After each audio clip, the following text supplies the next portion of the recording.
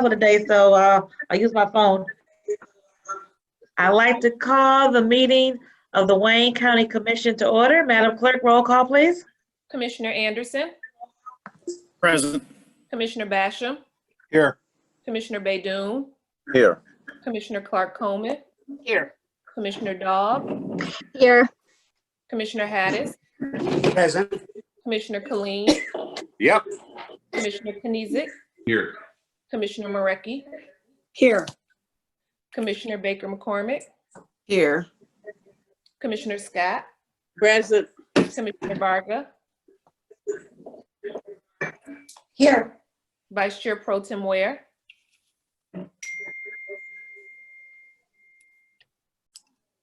Vice Chair Pro Tem Ware, Can you hear me? There you go. We can hear you now.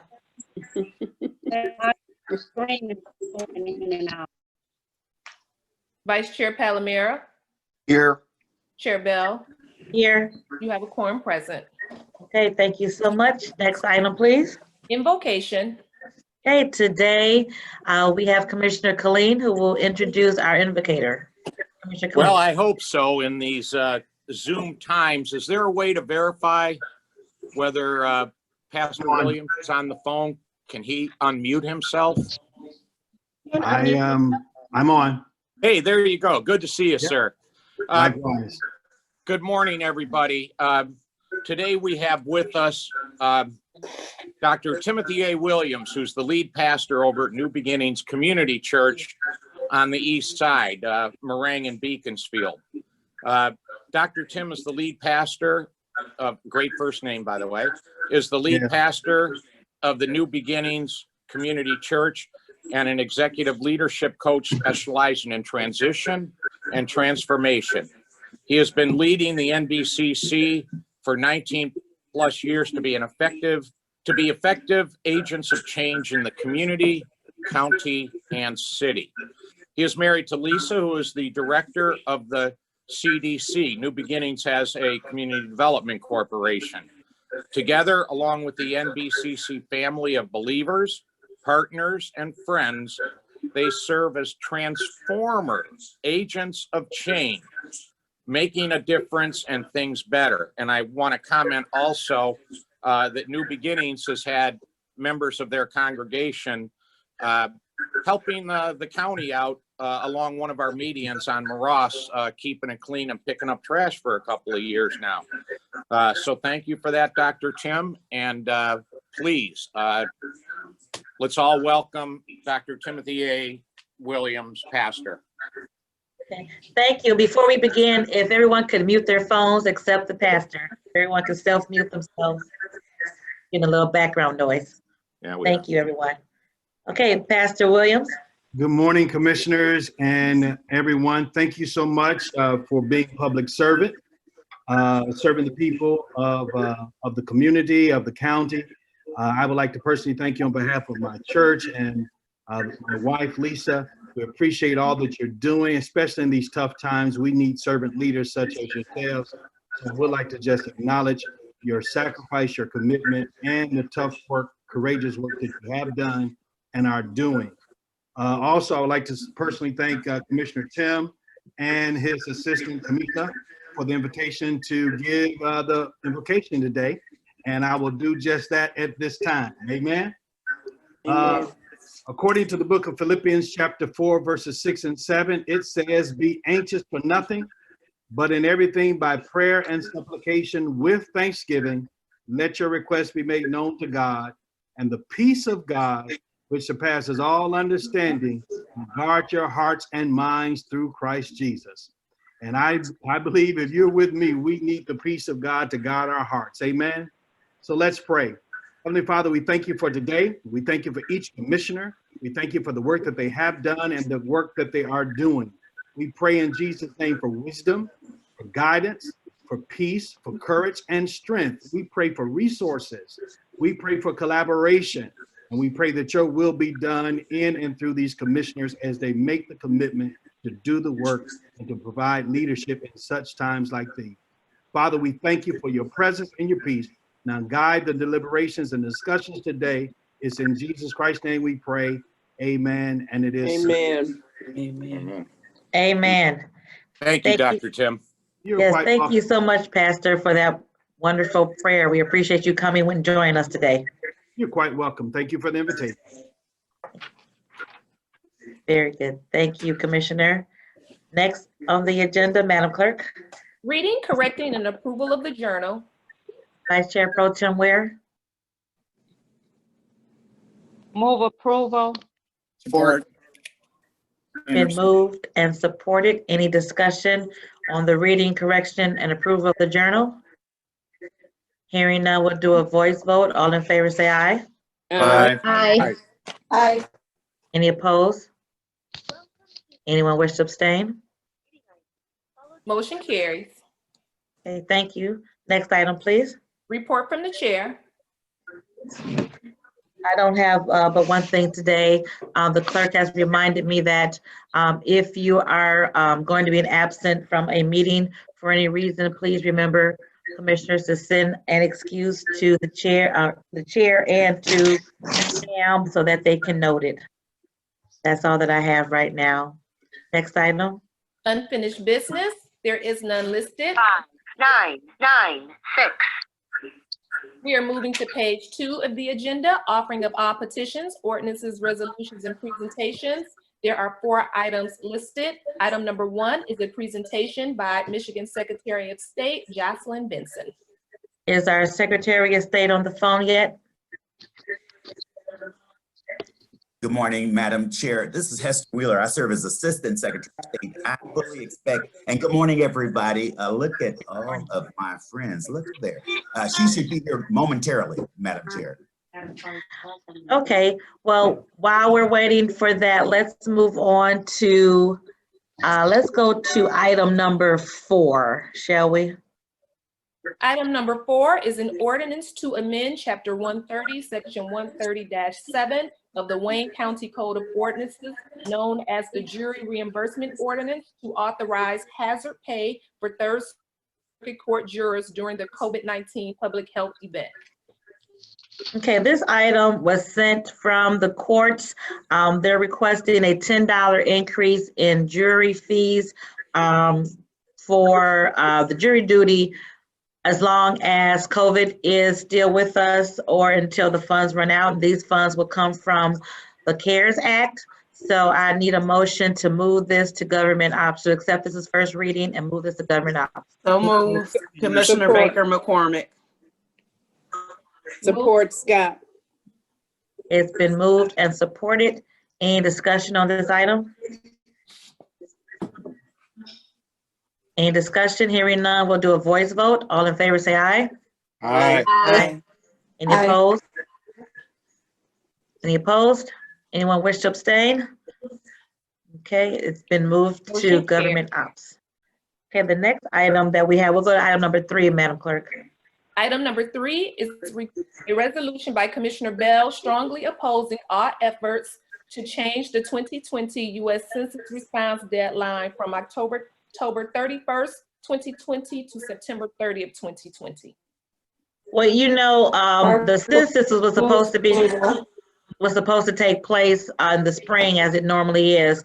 However, with the pandemic, it was moved to late summer, then was moved again until October 31st. The administration is suggesting to move it up to September 30th. And I think that with all that is going on in the world and in our country right now, we need to keep the date as it was originally postponed to October 31st. As you know, Michigan is doing okay in our census response, but some communities in Wayne County are not. And as you know, we need every dollar available and everyone to be counted so that we can get our fair share of federal funding. So we're asking the administration to please keep the date of October 31st for the census so that we can make sure that we get everyone counted. The homeless population, places that won't necessarily get counted or hard to count areas of our area. So this resolution is to do that. And I think I heard a motion. Anderson. Varga. Was that moved by Commissioner Vargas, supported by Commissioner Anderson? Yes. Any Yes. discussion? Yes. Commissioner Basham? Basham, yes.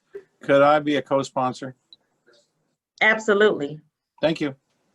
As a matter of fact, once we vote on this, I will open up the board for everyone if they would like to be a co-sponsor. Thank you. Very good. Any discussion on this important issue while we're Yeah. buying time for the Secretary of State to come on? Colleen, Madam Chair? Commissioner Khalid. Yeah, I don't know whether to use the hand raise function or not. Madam Chair, thank you so much for bringing this resolution to us. The United States Constitution calls for, I believe the word is a decennial census every 10 years in the United States Constitution. To me, it is beyond any kind of, I don't know what you want to call it, reality or anything, that this year we suddenly can't count how many Americans we have in this country. Somebody tell me that the United States of America is unable to count how many people are in this country. And then, well, after kicking the census in the leg several times to wound it, now we're talking about moving back the deadline or moving up the deadline to stop the count. None of that makes sense. Thank you for bringing this resolution, Madam Chair. I strongly support it. Thank you. And I will also say that this is a resolution that NACO, through the large urban county caucus, had great deliberation on, and commissions from across the country are doing a similar resolution.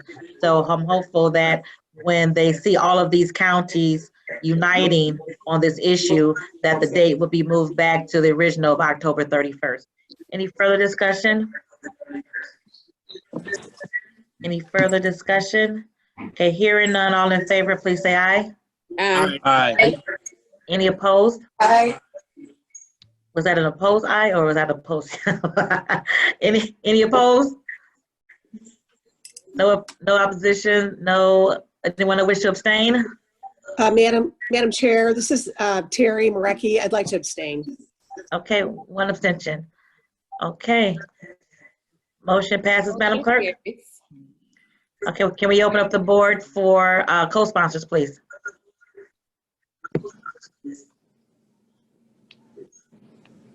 And how do we do that? Board is now open for co-sponsors. If you'd like to co-sponsor, say aye. Aye, Martha Scott. Aye. Aye, Colleen.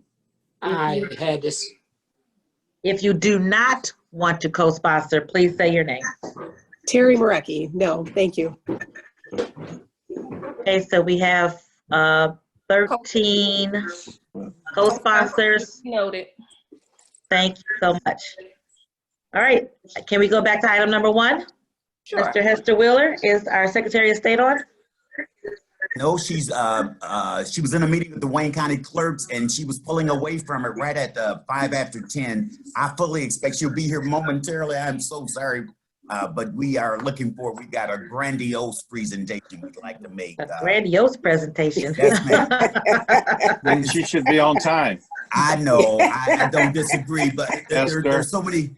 We just made history this week with the appointment of the redistricting commissioners. I'm not going to steal any of her thunder, and we're probably just as inspired as many of you. We've been watching television every night. All of a sudden, our faith in humanity and decency has been re-energized. No, say it.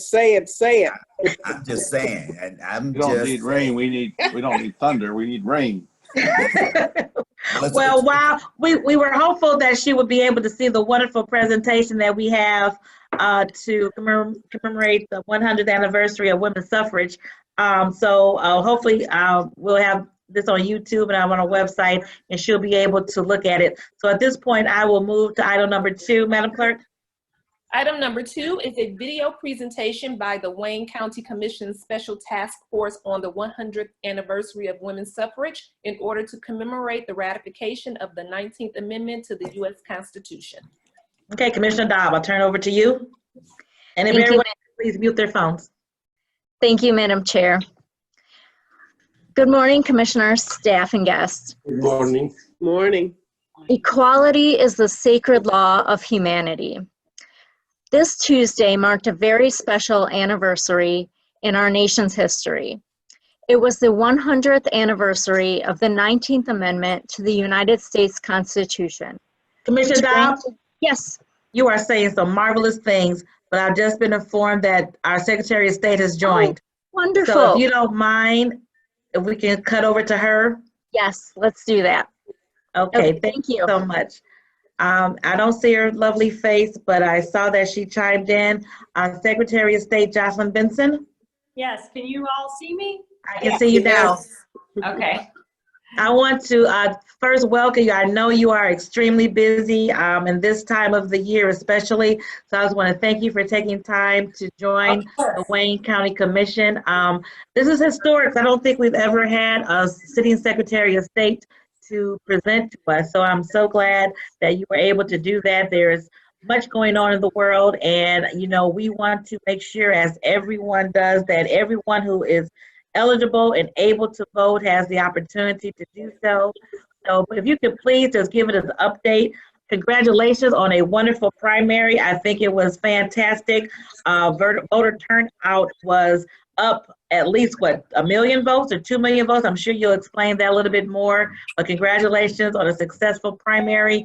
And I'm just so excited to hear what your office is doing to, again, ensure that every Michigander who wants to vote is eligible to do so. So at this point, I'll turn it over to you. Thank you so much, and thank you all for your patience. I was speaking to the Livingston County leadership just before now, and so you're right, it is a busy time, but Wayne County is my home, so I'm grateful for you all for the work that you do and for allowing me to spend some time with all of you this morning on your agenda. Let me see, I don't know, there we go. So thank you again, and congratulations to those of you on a successful August primary as well. I want to talk about the August primary, our work to prepare for November, and I also want to talk about our work on a joint initiative with the Michigan Department of Corrections to provide driver's licenses or state IDs to returning citizens, as well as help them register to vote. Because in our conversations, we found that for returning citizens in particular, there are a lot of myths out there that you cannot vote if you have any sort of criminal history, which we know is not the case. And we are working hard to make sure everyone knows that. But that said, yes, our August primary was successful, particularly compared to other states where you saw significant challenges and a lot of longer lines and crowding at polling places. We were able to avoid that in Michigan, in part because we have a robust vote by mail system that citizens took advantage of in record numbers.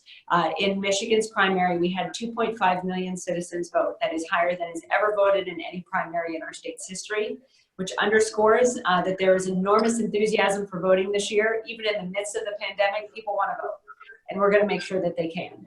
And that's the second lesson we learned from our August primary, which was that 1.6 million citizens voted by mail.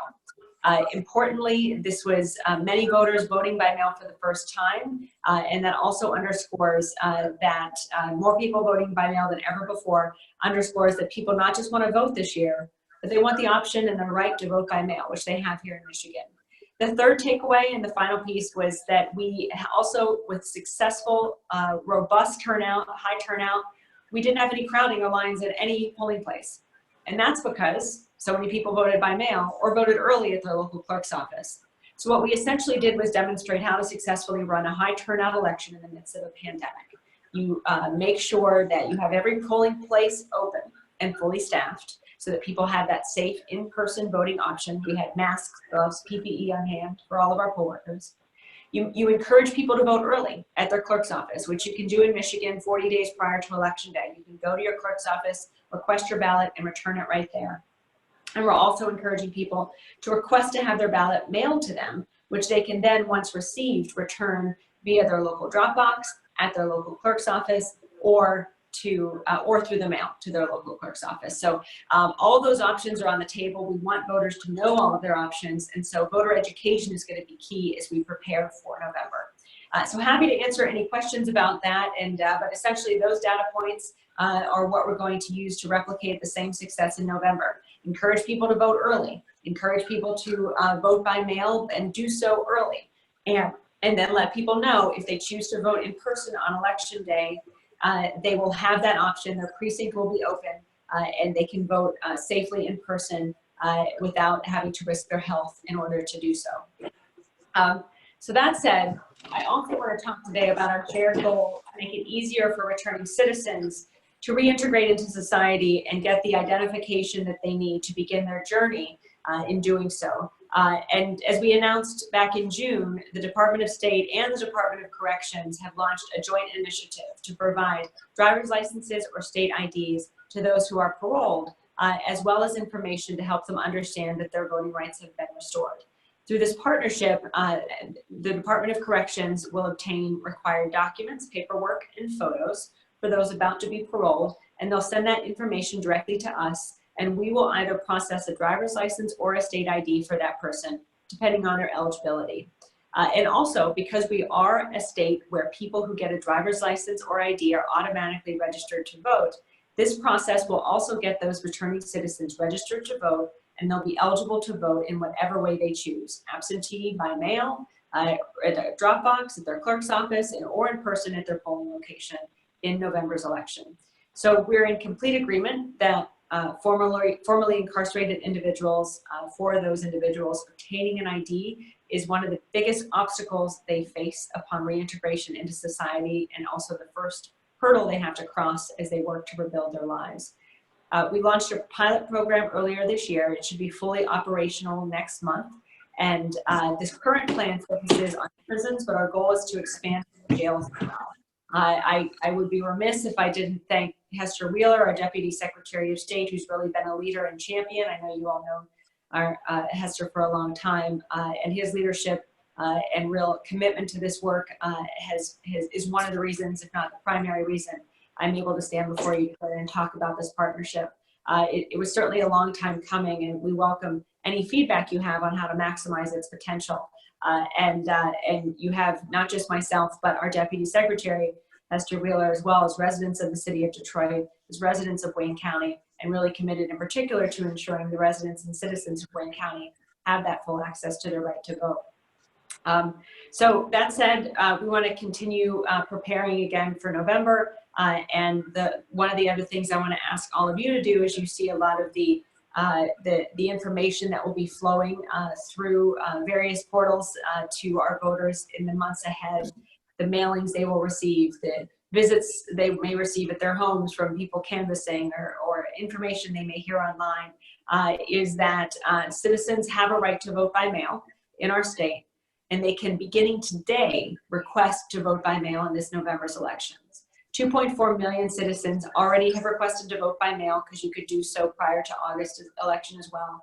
But beginning today, you can start requesting, you have another chance to request for November, and they will be able to do so online on our website, michigan.gov/vote, or at your local clerk's office.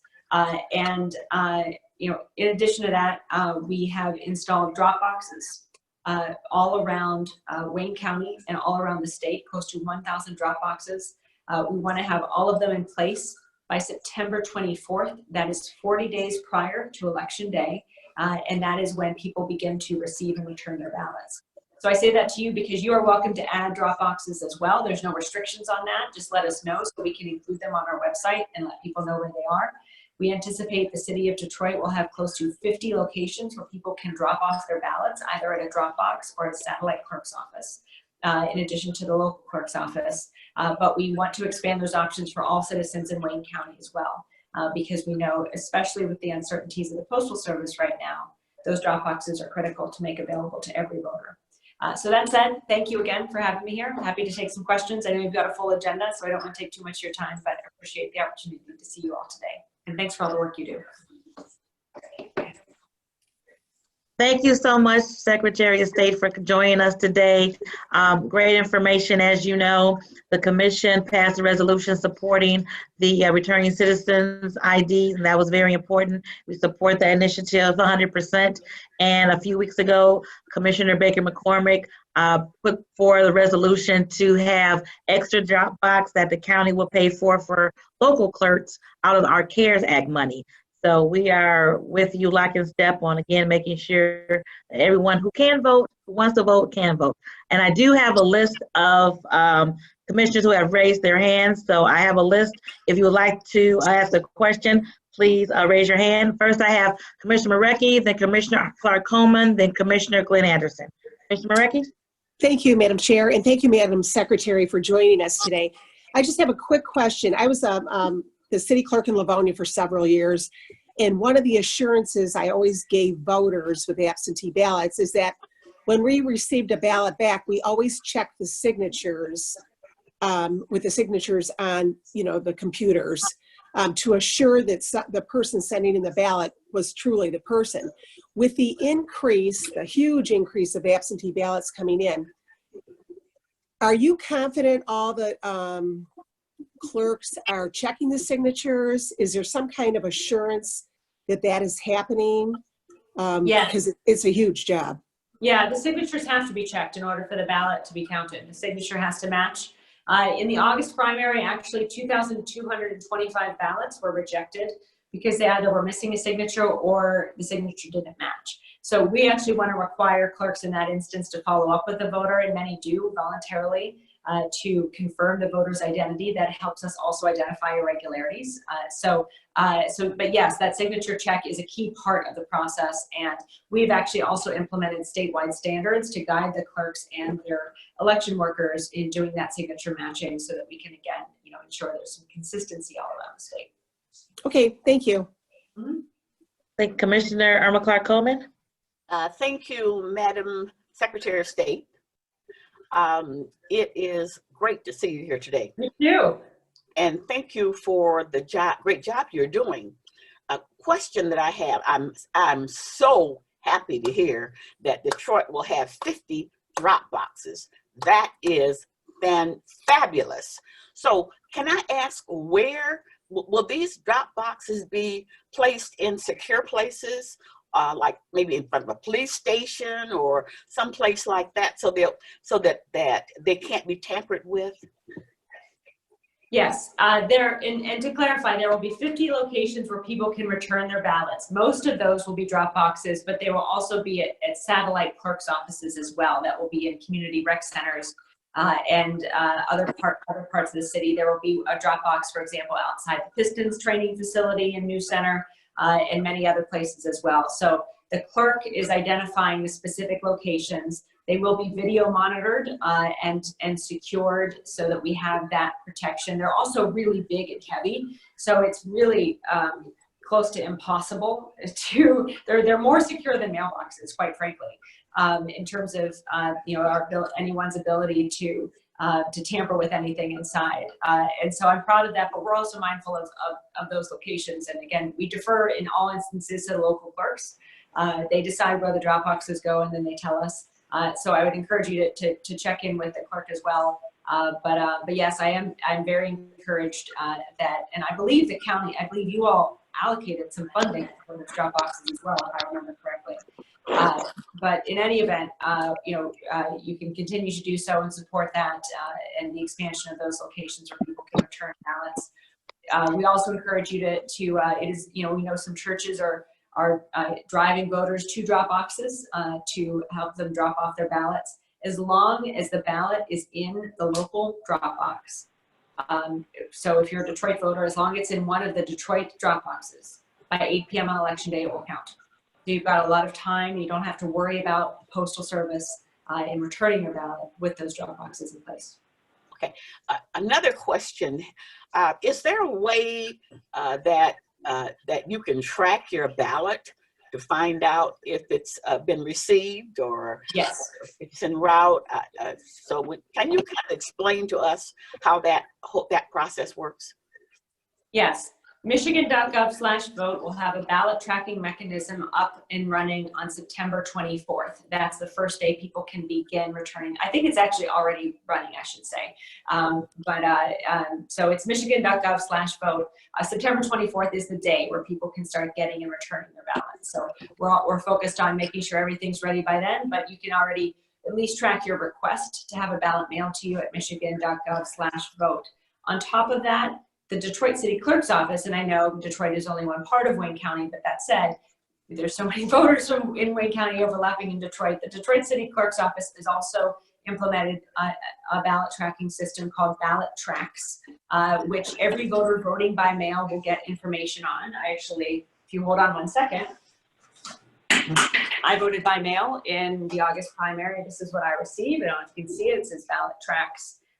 That's the city of Detroit's tracking system, and you can, and everyone voting, we're getting their ballot by mail, will get this piece of paper that in Detroit explains to them how to track their ballot through the Detroit system, as well as, and for that system, you can track it through, for Detroit system, you can track it not just online, but through text, and there's a phone number you could call and an email you can email as well. So lots of ways to track your ballot, and in all cases, contacting your local clerk is a great way to just cut through everything and find out what the status is if the online system is unhelpful or inconclusive. Well, that's great news. So you can track not only your request for a ballot, but you can also track your ballot itself. Correct. Thank you so much. That's great. Thank you, Commissioner. Commissioner Anderson? Thank you, Madam Chair. I just, first of all, congratulations on the hard work, and thanks for the hard work that you're doing, Madam Secretary. You've done a fantastic job since you've been there, and you've taken a lot of arrows, I think, and unnecessarily and unjustly. But I just wanted to, the previous Commissioner Clark Coleman, had one of the same questions that I had about notification that a ballot's been received. To hear that, and again, that you said that's michigan.gov. That's not mi.gov, but michigan.gov/. Okay.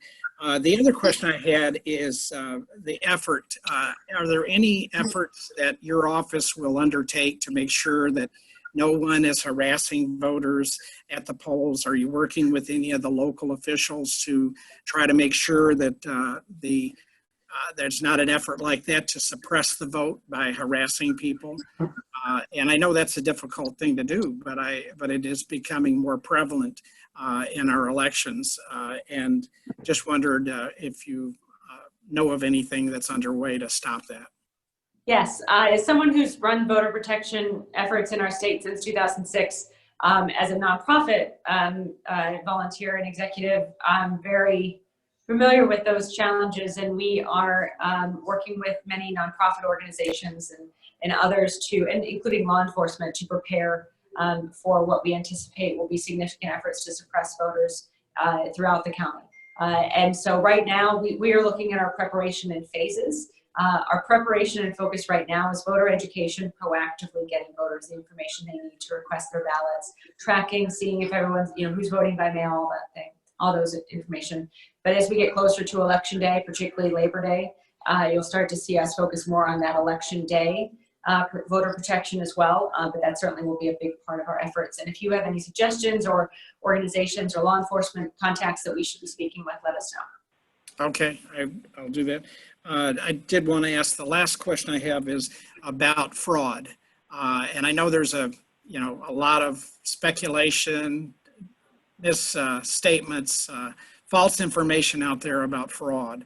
Have you witnessed, I'm sure you've done research on it yourself, have we ever had any issue with, fraud in Michigan for voter fraud? No, we haven't, but I think the thing is we have protections in place to prevent it and to catch it when it occurs. That's the important thing to focus on. Yeah, the data shows it doesn't occur.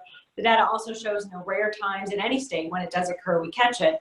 And that's, again, the important piece. The signature verification process, if you vote by mail, you have to sign the ballot envelope, and that signature is what is matched to confirm your identity. That helps us catch when people are forging signatures as well, or at any point in the process trying, if there are irregularities. So we have, the bottom line is, like anything, it's against the law. Like any crime, people will try to commit it potentially. We've successfully deterred fraud in our elections and secured them, but again, we also can catch it, and we will investigate it and prosecute it when it happens, because none of us want any type of fraud in the system. All right, thank you. And one last thing I wanted to say, that thanks for the new machines and for the locations for the Secretary of State at the Kroger stores and other locations. I've had nothing but great feedback. That's good. I mean, we had much bigger plans to expand the ways people can interact with our office. The pandemic has certainly impacted those plans, as well as the budget cuts. We still want to hopefully redesign the whole branch office experience. And we will be making an announcement imminently that will expand the number of appointments in our branch offices beginning immediately. And so watch for that as well, because we know a lot of people are facing expirations at the end of September, and we're tracking that. We know everyone who is facing an expiration that hasn't yet renewed, and so we're going to do everything we can to make sure that they can renew it in time for the September 30th deadline that the state has set. Great. Thank you, Madam Chair. Thank you. We have 4 more commissioners. Vice Chair Pro Tem Ware. Yes, good morning. My question speaks to the Wayne County Board of Canvassers meeting on Tuesday of this week. I would like to know, how are you going to handle those different situations and concerns and problems with the Detroit precinct? I know that they passed a resolution on Tuesday requesting for the state to monitor and provide training to Detroit. Have you implemented a plan yet? Yeah, I'm in close conversations with the clerk, and we, supported her throughout the process. I'll say 2 things. Is we identified, what led to the challenges in the August absentee ballot county board, and developed. I should say I'm very solution-oriented. I don't really, it doesn't take a mandate to get me to help to partner with our local clerks to try to fix something. So we're already on it. And 2 things. One thing we've been advocating since March of 2019 is for the state to give our local clerks the option of beginning to process absentee ballots prior to Election Day. That is critical because it leads to an expanded time period at the front end for our clerk and our election workers to begin preparing ballots that are sent through the mail to be tabulated on Election Day. When that extra time isn't available, and again, most other states provide this extra time, and we've just asked to have an extra day on Monday. When that time isn't available, you have a time crunch on Tuesday, Election Day, where beginning at 7 a.m., those election workers have to begin the process of opening the envelopes and sorting them and preparing them for tabulation. That all could be done ahead of time. When it's not, the way it's done now, yeah, you open up the door for overtired, error-prone workers who've been, who are lacking sleep because they've been at it since 7 a.m. on Tuesday. And that leads to the types of challenges that we saw in the August primary. So solution number 1 is get the legislature to give our clerks the opportunity to have a more humane way of tabulating and preparing ballots for tabulation. We've asked them to do that. We're hopeful they'll do it. The second thing is to, as we've already done, recruit more election workers for the city of Detroit. Leading up to August, we recruited close to 1,000. We placed 50 on Election Day itself to fill unexpected vacancies. This is why that partnership between the state and the local clerks is so important, so that as we hear of challenges, we don't expect, and I say this as someone who's lived in Detroit my entire time I've been in Michigan for now, since, I don't know, almost 20 years. We don't expect the city to be able to, fully staff and recruit. The city has so many things that it's working on. It's our responsibility at the state level to support and provide additional people and to train those people. Many of whom are also City of Detroit residents, Wayne County residents, to staff those elections and those polls. And that's what we did in August. We focused on Election Day in August to make sure that every precinct, for the most part, was able to be fully staffed, with the exception of 3 that had to be consolidated at the last minute. But that said, we're going to be in person for Election Day, and now also focus on absentee county board election workers as well, making sure we're continuing to recruit and train them. So in other words, we're on, and it's one of our top priorities to make sure we're prepared for November.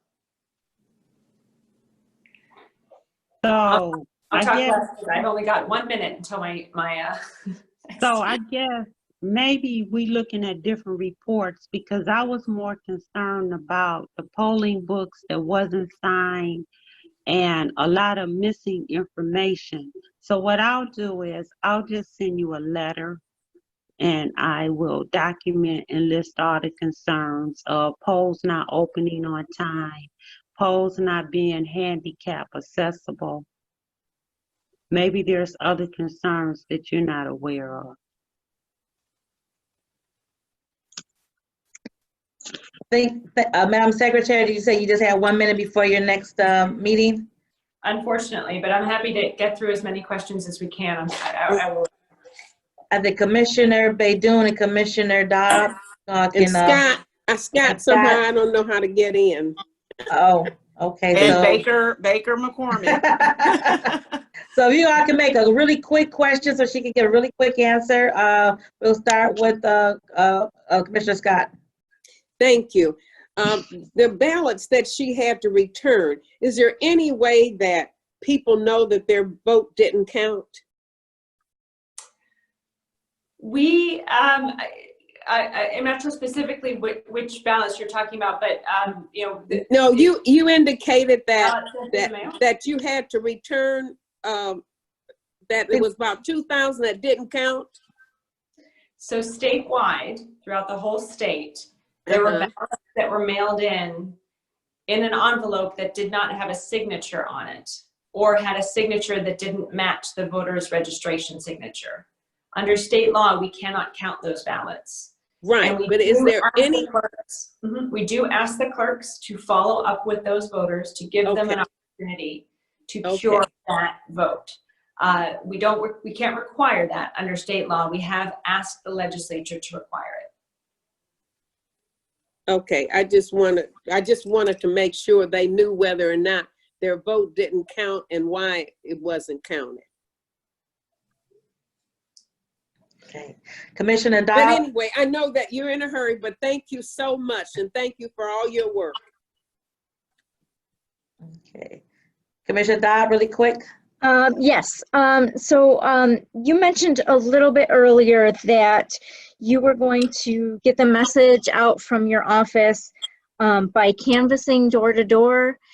And I don't know if I misunderstood that, but are you door knocking, or are you leaving literature on people's doors? Not doing any canvassing, no. Okay, all right. I think I just misunderstood that. Okay. Thank you. Yep. Commissioner Baidoon. Thank you, Madam Chair. Thank you, Madam Secretary. First, congratulations on a job well done during the primary. Thank you for all your help with Dearborn. You've been really terrific. Thank you so much. Thank you, Madam Secretary. On March 10th, I watched you in action when you came to the city of Dearborn, and you took over, and you found the solutions, and people came in and volunteered to help the city of Dearborn. Will you consider setting up like an office for the Secretary of State specifically on that day, for example, in the Performing Arts Center, for those people who are not registered to vote, like a large place where people can be directed to go there instead of flooding the polls? Is that something you will consider? Yes, I'd love to do that. And we've spoken with the clerk about that, and would love your help in identifying that location, which could essentially be a satellite clerk's office that we could set up. And so Sally Marsh and Hester, who's also on this meeting, they could follow up with you directly. We'd love to make that happen.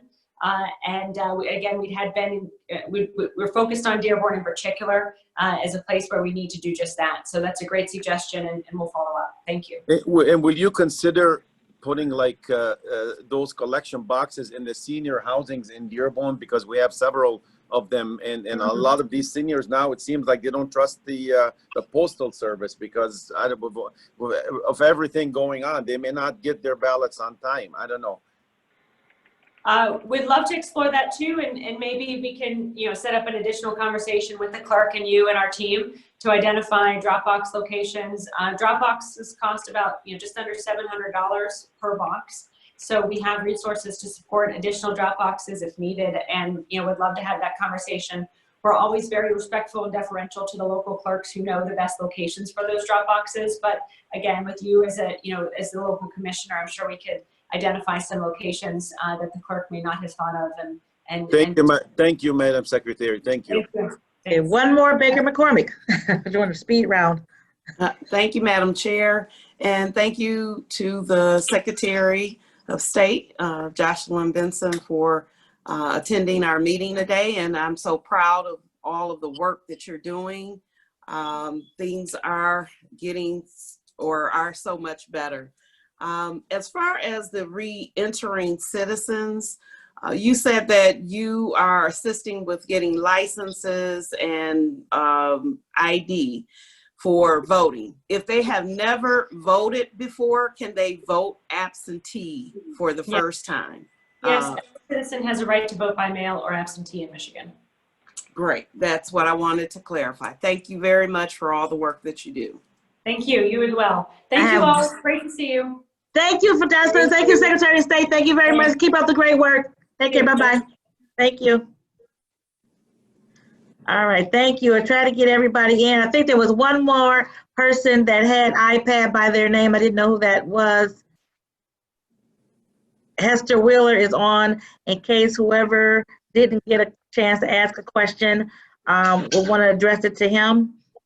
If so, you can do so at this time. Chair Bell, I had a question that I just thought Commissioner about. Baker McCormick to Hester Wheeler. Thank you, Madam Chair. If someone has a stroke, I'm sorry, did you want me to go ahead with the question? Yes, so please. Yep. Okay.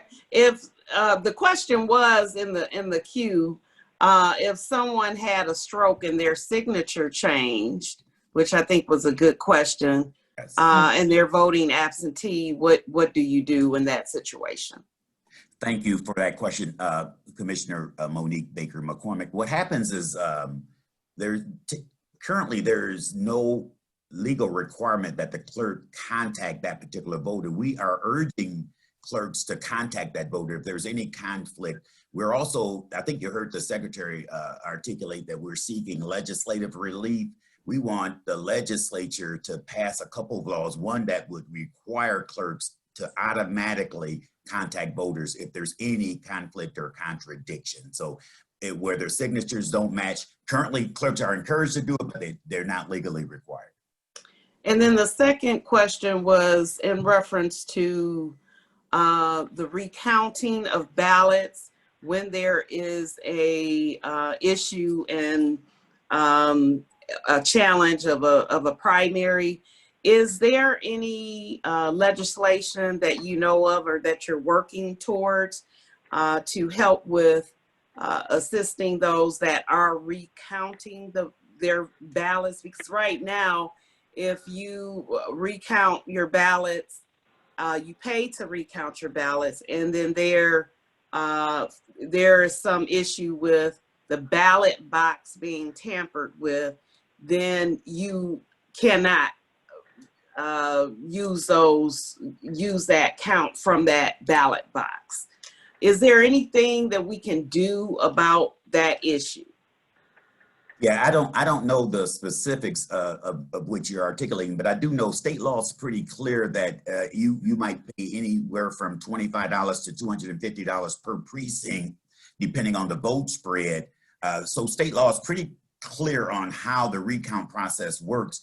I am not aware of the issue with the ballot boxes, so that might be a new legal question. I'm just not aware of it. Sorry. Okay. And if there is someone that I can reach out on that to just dive in a little bit deeper to ensure that that's looked at, because that is an issue. Mm-hmm. Yeah, the recount process obviously starts with the local clerks, but beyond that, we have a Bureau of Elections that has administrative oversight of the elections processes across the state of Michigan. So if you make that inquiry, Mr. Jonathan Brader serves as our director of the Bureau of Elections. He's very, very helpful, very, very knowledgeable. But the recount process does start with the local clerk, and then you can ask that question of the Bureau of Elections, which is a division of our Secretary of State's office. Thank you. Thank you. Okay. Commissioner Hayes, you had a question that you still want to ask Mr. Wheeler? Thank you, Madam the Chair. Good to hear from you, Mr. Wheeler. Good to hear from you, Mr. Hayes. Yes, I have a little bit concern about the legality with the post office.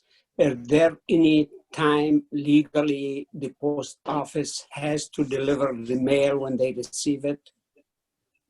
Yeah, I don't know exactly what their parameters are, but we are being as proactive as we can by providing clerks and voters with the encouragement to take advantage of these ballot boxes. In the event the Postal Service does not do what it normally does, we want people to be assured, and that's why I was particularly pleased that Commissioner Irma Clark-Coleman asked a question about ballot tracking. So between ballot tracking and ballot boxes, we want to assure voters that your vote is going to count and that it is going to matter. We don't have a lot of control over what happens at the post office. We see the national discussion, so I don't have a clear answer as to what the requirements are. We used to think the mail would arrive within 2 days, particularly in your local community, but we are aware of situations where the mail might not arrive for 2 weeks in the same city because of how the mail is routed. But I can tell you this, that under no circumstance should voters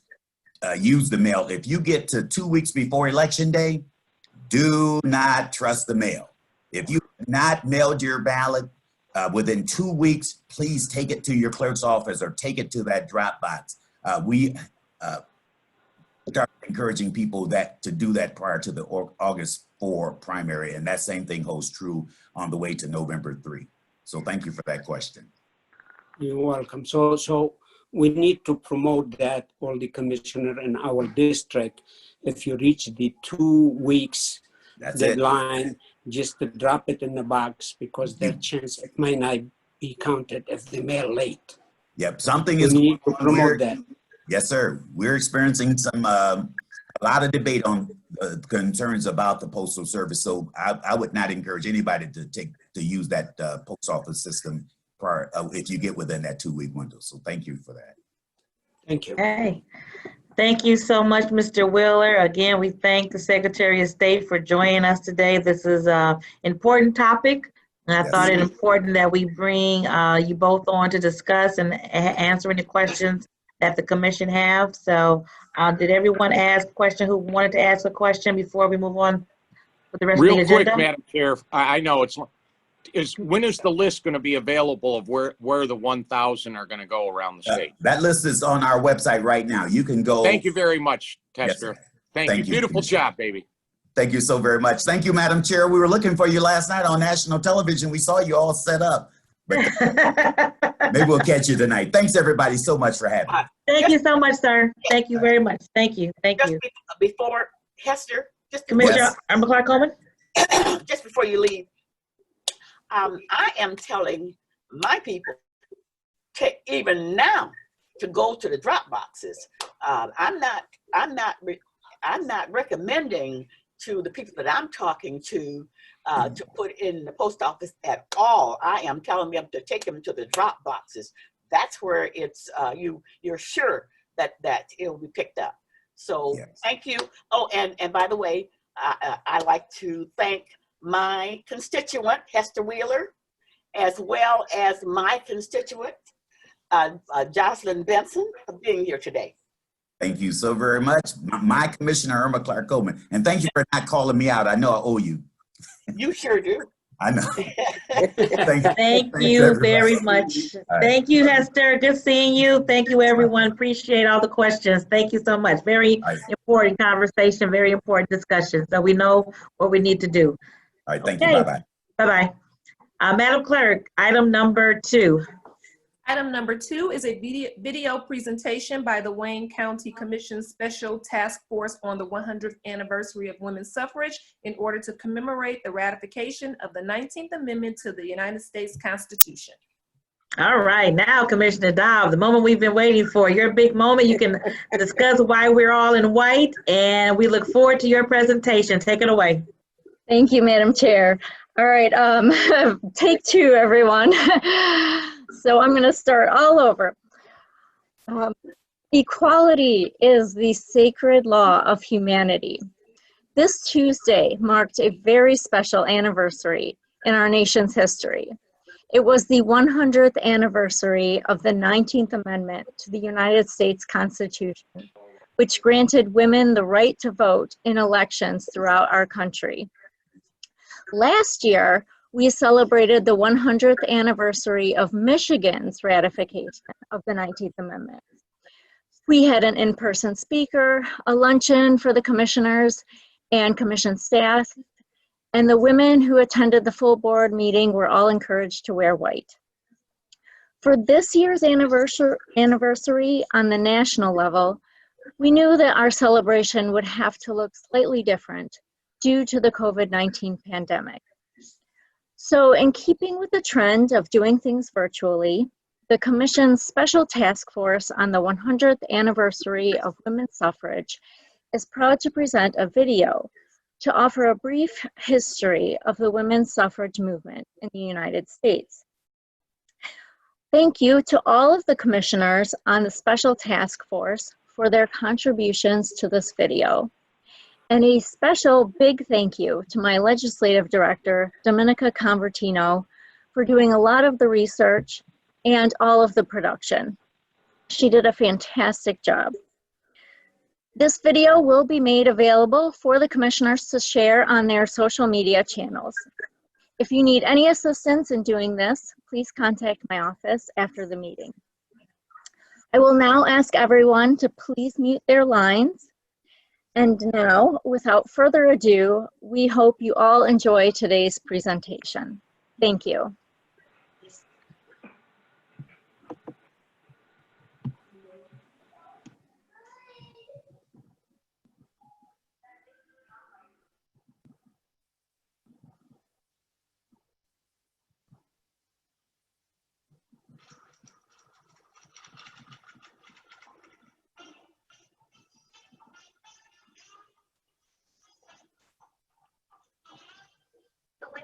Suffrage movement in the United States was a decade-long struggle for women's rights. Elizabeth Cady Stanton organized the first annual Women's Rights Convention. The convention,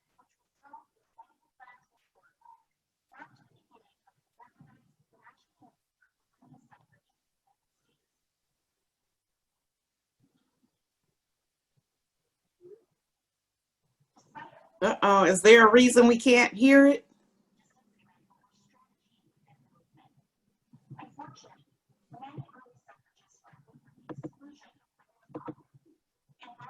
Am I the only one who can't hear it?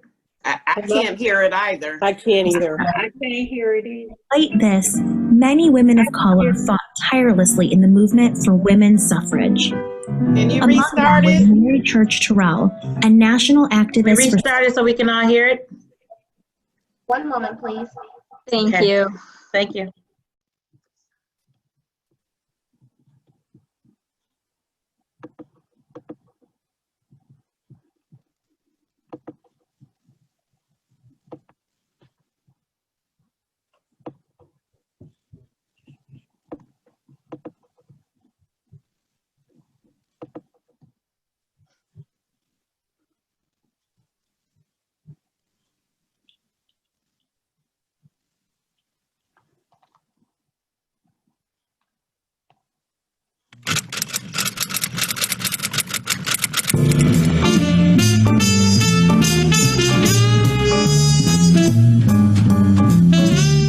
The women's suffrage movement in the United States was a decades-long struggle for women's right to vote. In 1848, Elizabeth Cady Stanton organized the first ever Women's Rights Convention.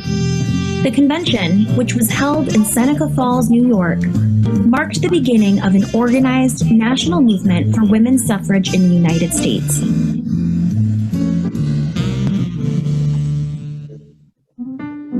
Despite agreeing on the final goal, there was a great deal of disagreement over strategy within the movement.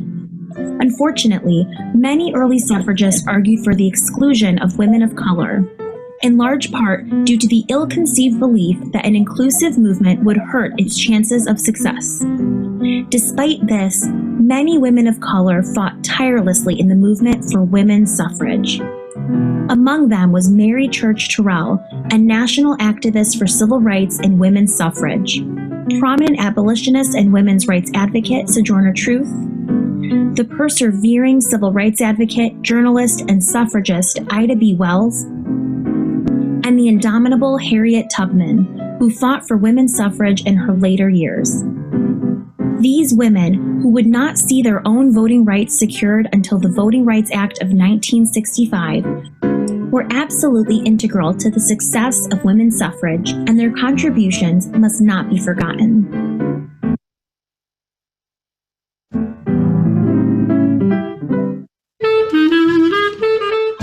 In 1878, the first suffrage amendment was introduced and later rejected in the United States Congress.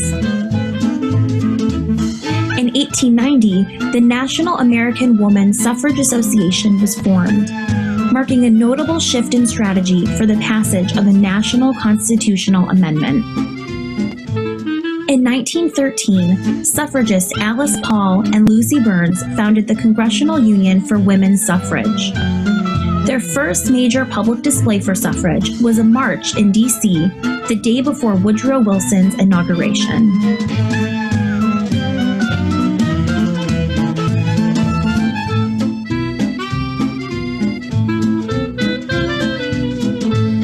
In 1918, after enduring great political pressure, President Wilson committed to supporting women's suffrage.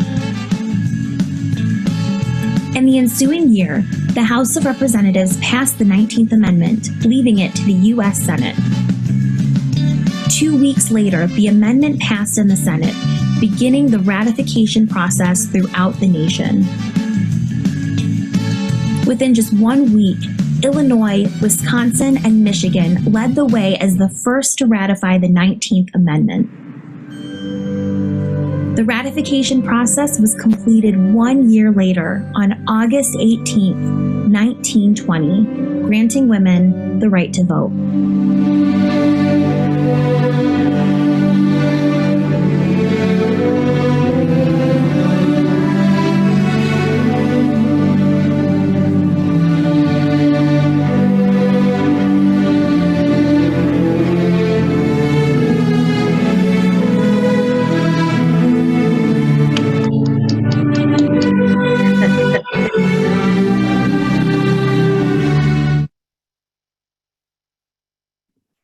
Very nice.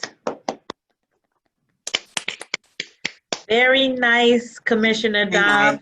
That was fantastic. Great job, everyone. Yes. Thank you to Dominica.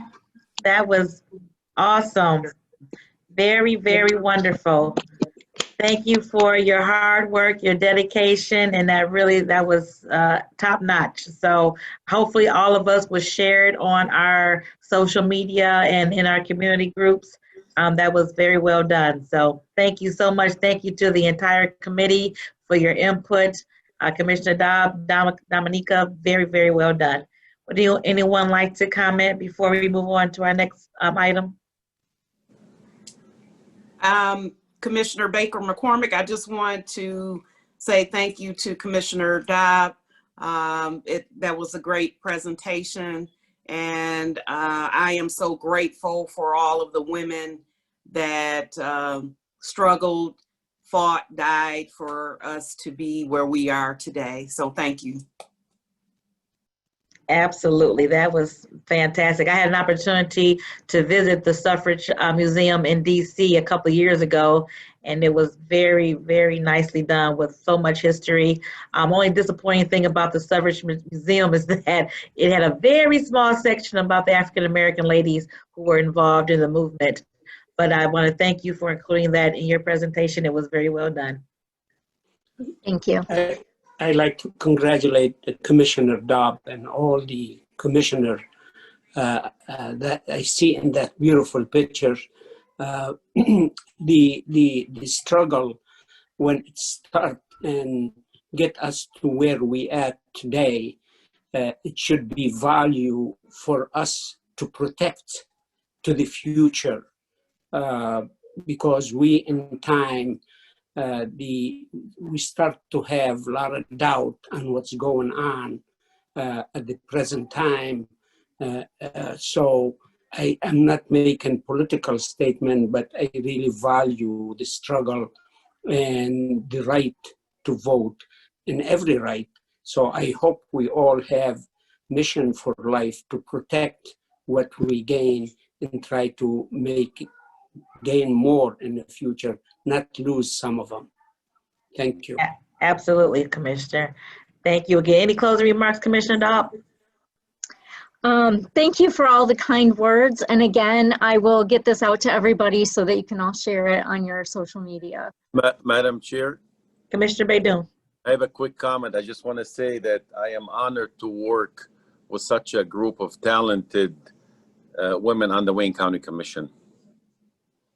Thank you, sir. Thank you so much. Job well done. Job well done. Okay, so now that we've had so much great discussion with our Secretary of State, we've commemorated the 100th anniversary of women's suffrage. Let's get down to some county business. Madam Clerk, next item. We are moving to reports from committees. Report A is from the Committee on Economic Development. There are 8 items listed on pages 2 through 4 of the agenda. Okay, Commissioner Hayes. Thank you, Madam Chair. It's a wonderful day today. I really enjoy everything I see so far. The Economic Development Committee have 8 items, 2 of them for approval and 6 for receive and file. So I move item 1 and 8 for approval. Support. Support. Okay, it's been moved and supported. Do you want to do the entire report, Commissioner Hayes? I could, then I move item 2 to 7 for receive and file. Okay. Okay, and item number 8? And item 1 and 8 for approval and 2 to 7 for receive and file. Okay, very good. It's been moved and supported. Any discussion on the items in the Economic Development Report? Any questions, any discussion on the items in the Economic Development Report?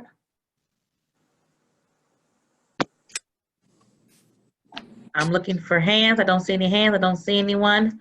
Okay, hearing none. All in favor, of course, as we've been doing, roll call vote for the Economic Development Report, please. Madam Clerk? Commissioner Anderson? Yes.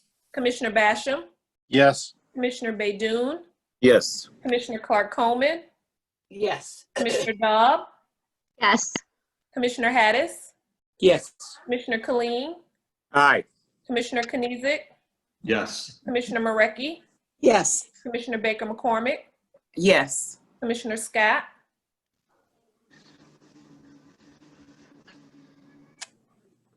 Who's Commissioner Scott? Commissioner Scott? You're on mute, Commissioner Scott. Okay. There you All go. right. Yes. Scott? Yes. Commissioner Varga? You're on mute, Commissioner Varga. Commissioner Varga, you're on mute. Thank you. My dogs were barking. Yes. Vice Chair Pro Tem Ware? Yes. Vice Chair Palomera? Yes. Chair Bell? Yes. Motion carries. Thank you. Next item, please. We are moving to Report B from the Committee on Public Services. There are 16 items listed on pages 4 through 8 of the agenda. Okay, Commissioner Marecki. Thank you, Madam Chair. I would like to move to receive and file items 1, 9 through 12, and then move approval items 2 through 8 and 13 through 16. And I'd like Commissioner Baidoon to be the maker of the motion on item 4. Support. I like to be the motion maker on item 3, Mrs. Marecki. That's fine. Thank you. Been moved by Commissioner Marecki, supported by Vice Chair Pro Tem Ware. Any discussion on the items on the Public Services Report? Any discussion on any of the items? Yes. Commissioner Basham? Thank you, Madam Chair. I'll be following up with our Commission Counsel on item number 11.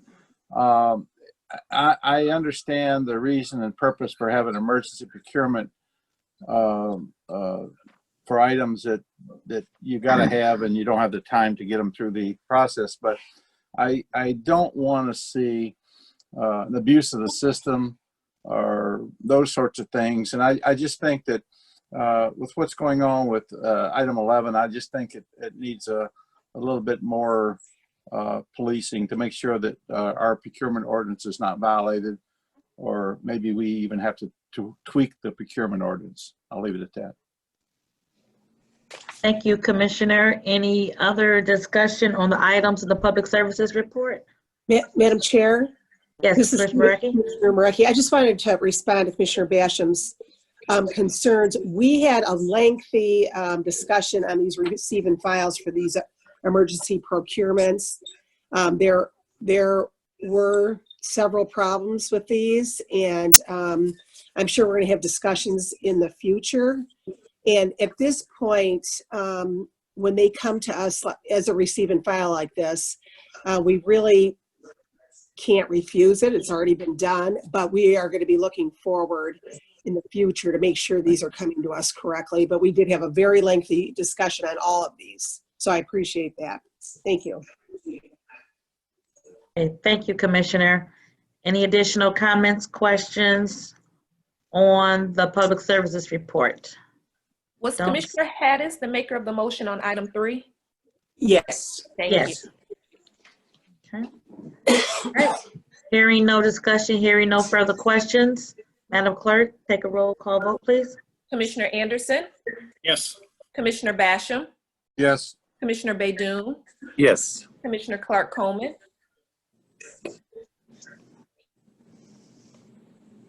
Commissioner Clark Coleman, you're on mute. Yes. Commissioner Dobb, Yes. Commissioner Hattis, Yes. Commissioner Killeen, Aye. Commissioner Knizik, Yes. Commissioner Marecki, Yes. Commissioner Baker McCormick, Yes. Commissioner Scott, Yes. Commissioner Varga, Yes. Vice Chair Pro Tem Ware, Yes. Vice Chair Palomera, Yes. Chair Bell, Yes. motion carries. Thank you, Madam Clerk. Next item, please. We are on Report C from the Committee on Ways and Means. There are 10 items listed on pages 8 through 10 of the agenda. Okay, Commissioner Varga. Thank you, Madam Chair. I move approval of the entire report.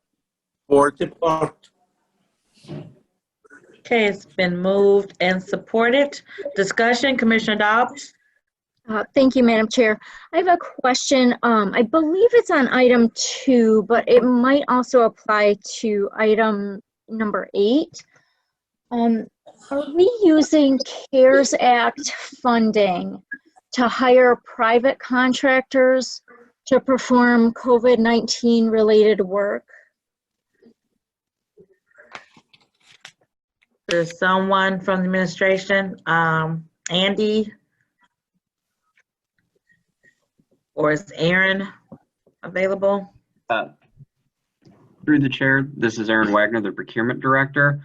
So we are, as it relates to cleaning services, there are companies that we are hiring to do the work. You know, through the buildings and trades, any of the plexiglass installations, I believe those are all done by county labor. So it's kind of a hybrid and a hodgepodge, is my short answer. Okay, and then so that was my next question, was specifically what type of COVID-19 work would the private contractors be doing versus what can Wayne County employees do? Right. So the deep cleaning and these are in buildings where we have existing janitorial services. So that's not changed at all. And again, in the areas where, the plexiglass barriers that are being installed, the county is purchasing the items, and then county staff are actually doing the installation. Okay. So what kind of specialized work would the private contractors be doing that like Wayne County employees could not do? Like, is there some sort of training that the private contractors have, or some sort of equipment that they have that are Wayne County employees, that the employees who may have been laid off, that we can't bring them back to do that type of work? In the instance of the deep cleans, that there are, there are or is equipment like fogging equipment that the county doesn't own, and then they also provide the chemicals that have been proven to kill the virus, and so that's something certainly we can discuss with the buildings to see if that's something that we can do in-house moving forward. I'm open to any and all suggestions on that. Okay, and one final question is, can we get a like a pay schedule on the private contractors to know what those employees being employed by the private contractors are being paid? We can certainly request it, yes. Okay, all right, that is all I had. Thank you. Okay, Commissioner Basham? Oh, thank you, Madam Chair. I was just going to say that, like, one of the things, a lot of people aren't aware of it, but there is a breakdown in the process. For example, I'll give you one little one. There was a dead animal in the ceiling of the gun range at the Henry Ruff location for more than 2 weeks. And there was a service request in, and it's, and it's a shame that you got to call people and call people and call people to actually get them to do things like that. So, I mean, it's not just about sanitizing desk and stuff. It's about, getting rid of dead animals that's in the ceiling. And these are the people, the sheriffs, that go out and protect our lives. So I'll leave it alone. Just want to make a comment. Thank you, Commissioner. Commissioner Killeen? Thank you, Madam Chair. I just have a comment for my colleague, Commissioner Dobb. As Chair of Health and Human Services Committee that we both serve on, Commissioner Dobb, I've taken note that in the Ways and Means report today, there's somewhere on the order of about $5 million of CARES Act money that we're distributing different ways. So at Health and Human Services next week, we're going to be getting a report on all the expenditures out of the CARES Act money for COVID. Where have we spent all these dollars? What has it gone to? And are there still dollars available? So from the perspective of Health and Human Services, we'll be taking a look at all of these expenditures and have an opportunity to ask questions at the next Health and Human Services meeting. Thank you, Madam Chair. Thank you. Any additional questions or comments on the Ways and Means report? Any additional comments, questions? Okay, we have a motion and support. Roll call vote, please. Commissioner Anderson? Yes. Commissioner Basham? Yes. Commissioner Baydoun? Yes. Commissioner Clark Coleman? Yes. Commissioner Dobb? Yes. Commissioner Hattis? Yes. Commissioner Killeen? Aye. Commissioner Knizik? Yes. Commissioner Marecki? Yes. Commissioner Baker McCormick? Yes. Commissioner Scott? Yes. Commissioner Varga? Yes. Vice Chair Pro Tem Ware? Yes. Vice Chair Palomera? Yes. Chair Bell? Yes. Motion carries. Okay, next item, please. We're moving to report D from the Committee on Health and Human Services. There are 2 items listed on pages 10 and 11 of the agenda. Commissioner Killeen? Yeah, thank you, Madam Chair. We have 2 items today. I'm going to put them on on the floor here, but I have a little discussion after they're on the floor. Item 1 is a receive and file item, and item 2 will need our approval. I move both of those items. Support. Anderson. Okay, it's been moved and supported. Discussion, Commissioner Killeen? Yeah, thank you, Madam Chair. Item 1 is a emergency procurement. That's why it's receive and file. This was to buy more of the tests for the presence of COVID. That's what the PCR exam is. And then the other test to see if you have the antibodies. And this is for the testing that needs to take place for our guests over at the Wayne County Jail. So that was that one. On the second one, it is a retroactive cooperative agreement. I'm hoping Mr. Coaches is on the line here because this is between the Charter County of Wayne and Wayne County Healthy Communities. Wayne County Healthy Communities is actually separate from the County of Wayne. Wayne County Healthy Communities has their own boards, and they manage the 2 FQHCs in the county. Mr. Coaches, are you with us to describe what this retroactive cooperative operational agreement is? Or anybody that's familiar with Wayne County Healthy Communities? Madam Chair, I see Mr. Coaches is on the line. I don't know if he's having a hard time getting unmuted or not. Let's give him a second. Thank you, sir. While we're waiting for Mr. Coaches, Commissioner Basham? Yes, Madam Chair.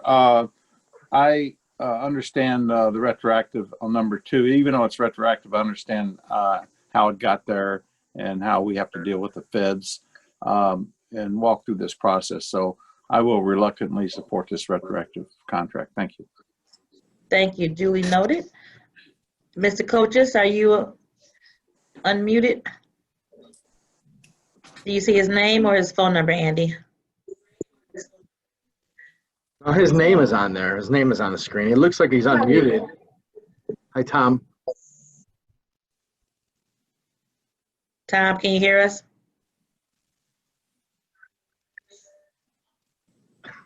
Going once. He's showing unmuted too. Well. Going twice. I'm texting him now. I'm hoping maybe he just stepped away from the computer or something. Is there somebody from the department that is familiar with this agreement from the county end, not from the Healthy Communities end of the agreement?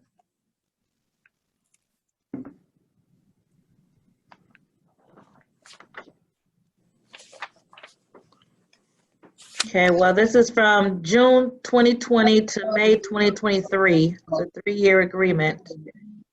If there should be any questions from commissioners, I'll have them reach out to you, Commissioner Killeen, and to Mr. Coaches at your Health and Human Services meeting. Yeah, Madam Chair, I'm sorry. I got a message from Tom that his microphone's not working. He's trying to phone in right now. So.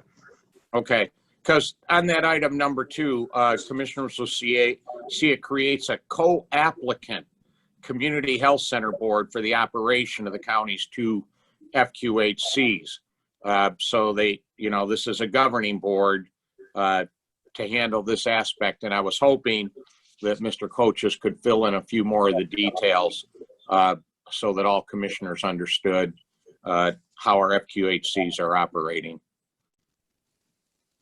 They have their own separate requirements under the federal dollars that they receive in order to be a federally qualified health center. Okay, well, let's see if Mr. Coaches can come back maybe under public comments if he wants to expound upon any of that. Okay, yeah, let's. Okay. So Life we in have COVID times, yep. Committee on Health and Human Services, items 1 and 2. The first item is the receive and file. The second one is a cooperative agreement that does not have any money attached to it. However, the first one is. So we'll do a roll call vote. Madam Clerk. Commissioner Anderson, Yes. Commissioner Basham, Yes. Commissioner Baydoun, Yes. Commissioner Clark Coleman, Yes. Commissioner Daub, Yes. Commissioner Hattis, Yes. Commissioner Killeen, Aye. Commissioner Kniezek, Yes. Commissioner Marecki, Yes. Commissioner Baker McCormick, Yes. Commissioner Scott, Yes. Commissioner Varga, Yes. Vice Chair Pro Tem Ware, Yes. Vice Chair Palomero, Yes. Chair Bell, Yes, motion carries. thank you. And we have two more roll call vote reports. Next report, Madam Clerk. We are on Report E from the Committee on Public Safety, Judiciary, and Homeland Security. There are 5 items listed on pages 11 and 12 of the agenda. Commissioner Clark Coleman. Thank you, Madam Chair. I am move approval. Well, forward item 1 is being forwarded, receiving file, and item 2, 3, 4, and 5. I move approval. Support, Scott. Okay, it's been moved and supported. Discussion, Commissioner Anderson. Thank you, Madam Chair. I just wanted to ask, I don't know if Tony's on the line on behalf of the prosecutor's office. Oh, there he is. Yeah. I am. I did want to ask about the contract that's on the agenda with West Publishing. I know you'll recall that I've asked about a blanket type of a contract for county sources or county offices that need this service, either with them or with the competitor in the past. So I noted that we're going with West. It's recommended that we go with West. And I did watch the video, and Tony, I recall about that West provides something for the prosecutor's office that LexisNexis does not provide. And I just wondered if you would expound on that a little bit and tell me what that item is, or even if you want to send me something afterwards. And also, if there's any discussion still continuing about trying to bring the other departments that need this service, and everyone basically getting their heads together and saying, you know, let's go one contract for county across the board to try to save money. Through the chair, Yes, Tony. Commissioner's point is well taken. Let me take the last one first. Before I do any of that, Madam Chair, we thank you very, very much for authorizing the exigent approval. We were facing losing our online research services. But to Commissioner Anderson's point, I know that the procurement director, Aaron Wagner, is on this line. We have had extensive discussions about moving forward to do exactly what you say, Commissioner, and that is to consolidate these contracts in order to get, number one, better pricing, and number two, to have consistency throughout the county. Prosecutor's office can only act for the prosecutor's office. We cannot speak for what Corporation Counsel wants. However, this particular contract with West Publishing provides certain items that cannot be provided by LexisNexis. For instance, this one includes what is called Westlaw Edge, which is an absolutely essential tool to our appellate division. It provides a means of melding in footnotes to make us more efficient and to be able to provide our briefs and our answers in a very timely manner. I am also pleased that you brought this up, Commissioner, because we made certain there was a bridge contract that would have carried through to the end of August. The bridge contract terminates the same day if the commission approves this contract. We have made certain that we have no overlapping contracts where we have to pay twice. As you all know, we've had a number of problems trying to get this contract forward. We started back in September of last year, and through a number of mishaps, it came forward. We were very, very close to absolutely losing the service. So I hope that answers your questions, Commissioner. If there's anything further that you require, please just let me know, and I'll provide that to you privately, or to any of the commissioners if you wish. So just to recap and make sure I'm clear, you're saying that our procurement director is still working on that, that discussions are continuing to see if we can get everyone under one blanket contract? Yes, sir. To my understanding, what we are doing is we're trying to look forward, and Aaron has been fantastic. The CFO, Shuey Newsom, has been fantastic. We have been putting our heads together to try to streamline this process across the whole county. Okay, all right, thank you. Thanks for the update. And Any additional questions on this report? one more, Madam Chair, I have on item 5. Okay. The one thing I was going to ask, I know it's recommended for rejection by the full commission. If someone could provide some information as to, I guess we could, I'll just wait until this comes back before us, but I was concerned about whether or not this Trinity Services that's based out of Florida is tacking on just something that they're not really providing food service for the jails and for the juvenile detention center. So I'll wait and so we can move the meeting along. Okay, thank you. And Commissioner Clark-Coleman, if you could please amend your motion to approve items 2 through 4 and reject item 5. Yes, I do move for receive and file item number 1 and 2 through 4 approval and 5 reject. Okay, thank you. I support that. Thank you so much. Any further discussion on the public services report, public safety report? Anyone? I heard a voice. Okay, hearing none, roll call vote, please. Commissioner Anderson, Yes. Commissioner Basham, Yes. Commissioner Baydoun, Yes. Commissioner Clark-Coleman, Yes. Commissioner Dobb, Yes. Commissioner Hattis, Yes. Commissioner Kareem, Aye. Commissioner Knizik, Commissioner You're on mute, Knizik. Yes.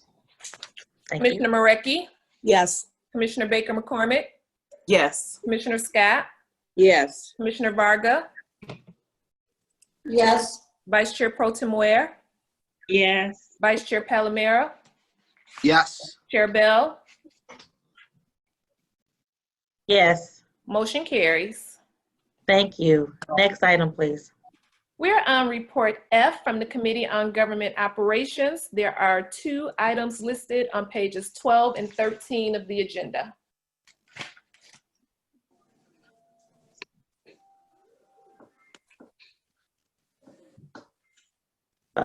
Computer just froze. Can you all hear me?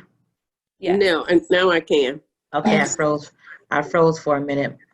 My internet connection is unstable is the message I just received. Okay, let's hurry. Okay, Committee on Government Operations, Commissioner Martha G. Scott. Thank you, Madam Chair. I move approval on items 1 and 2. There's support? Support. Okay, supported by Commissioner Hayes. Any questions, discussion on items 1 and 2 of the Government Operations Report? Madam Chair. Mr. Anderson. Thank you.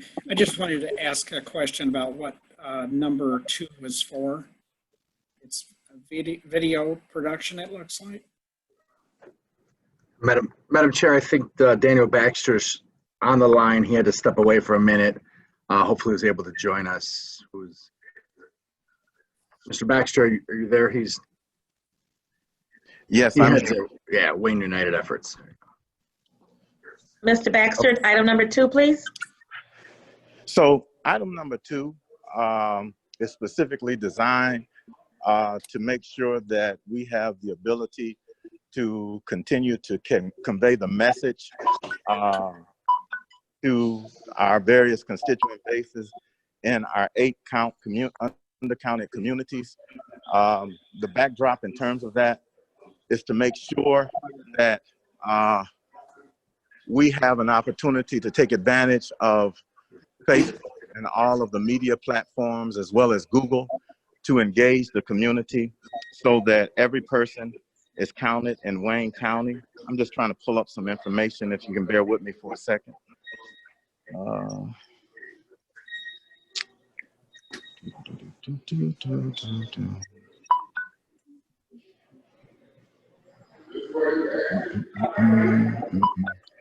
So what we did was we worked with Change Media to create several forms of medium in terms of videos, and translated them to Arabic as well as Spanish, so that we can communicate to those undercounted communities. Historically, with the census, there's always a challenge in terms of reaching minorities minorities, as well as senior citizens and those individuals who are 5 years of age or under. So our goal and objective was to impact those communities, and the original contract has been very successful in terms of our total contacts right now. Well, as of the last contract, we were able to impact from a digital advertising. We reached 144,179 people, and about 48,341 of those individuals have engaged in our digital advertising. On Facebook, we were able to reach 131,072 folk, where 33,000 clicked and engaged on the process. In terms of translating those numbers, we still have a challenge in various communities throughout Wayne County. One second. Right now, Wayne County ranks 35th out of 83 communities. Cities such as Detroit, Ecorse, Hamtramck, Highland Park, Inkster, Melvindale, Redford, River Rouge, and Romulus have been our communities that we've been reaching out to and trying to impact, with the exception of the city of Detroit, because they have their own grant money to do their work. But in communities such as Hamtramck, which has a 56.3% response rate, Highland Park, that has a 45.2% response rate, and River Rouge, a 52.7% response rate. We've been really trying to focus on engaging those folk. And as you all mentioned earlier in your presentation, Commissioner Bell presented a resolution to request that we continue to maintain that November census deadline. And because, the October census deadline, and because it has been changed to September 30th, we have approximately 40 some odd days to really engage these communities, whether it's social media, radio, television, and the like. And Change Media can get the work done for us. And we just humbly request that you approve this particular contract so that we can continue to move forward. Thank you, Mr. Baxter. Thank you. I have a question, Mr. Baxter. I'm going to assume that you have the statistics from where you began to where you end, so you can document the percent change of your efforts. That calculation, I assume that you're working on as well, correct? That is correct. And at the end of the census count, you'll be able to say, we improved 5, 10, 20 points because of our efforts, and you'll be able to share that report with us? Yep. Yes. So, yep. So what we'll have is our census numbers that we received received in 2010, and then we'll do a comparative analysis and provide that to this honorable board. Okay. Thank you. Any additional questions on the items in the government operations report? I see someone has something in chat. Was that Commissioner Varga? I was wondering, will any of these be able to click on and be directly have a link to IRS so they could actually fill out the information right then and there? That's one.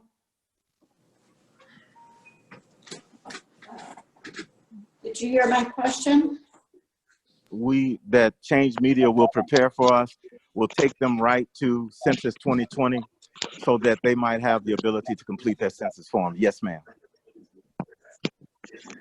Okay. Number two, there are people who are still not online and probably threw away their paper form. Is there any way that I, as a commissioner, could get addresses that have not filled out the census yet, so we could drop off some forms that they could fill out and send back? Well, what I can do is I can reach out to the U.S. Census, the Midwest branch, to place that request that they might be able to provide that information. But Wayne United doesn't have it. That is governed by the United States Census. So I'll work on that for you. That would be great. I would like it for all of my district, actually, because that would be very useful for those who don't get online or aren't comfortable giving us the information to help them fill it out. So I appreciate it. Thank you. You're welcome. Mr. Baxter? Yes. Commissioner Clark, Commissioner Scott. Yes, thank you. I would like to have the same for Hamtramck and Highland Park because we're really still low. Okay, yes, ma'am. Thank you. All right, any additional questions on items 1 or 2? Hearing none, roll call vote, please. Commissioner Anderson? Yes. Hold it. I'm sorry. I was on mute. Commissioner Clark Coleman. Yeah, very quickly to Daniel. I think that it might be helpful to all of us to get information about the people in our district. I was just wondering if maybe at the commissioners, as a commissioner, can we send a letter to the people? Some kind of people might trust us since we've been representing them. Maybe for the ones who haven't responded, perhaps if we can send a letter to them urging them to fill those out. Is that a possibility? I'm sure that there is a possibility. We just have to make sure that we have the budget in order to do the mailing, and we can talk about that a little later to see where the opportunities are. I think that might we might be able to get a few more to fill them out if they got a personal letter from a commissioner asking them to please fill those out and explaining why, once again, why it's so urgent that they do so. Yes, ma'am. Okay. We'll work on that. Okay, thank you. Yeah, and I guess a postcard would be cheaper. So yeah, it would be. You're right. Yes. Yes. Okay, very good. Roll call vote for items 1 and 2 in the government operations report. Commissioner Anderson? Yes. Commissioner Basham? Yes. Commissioner Baydoun? Yes. Commissioner Clark Coleman?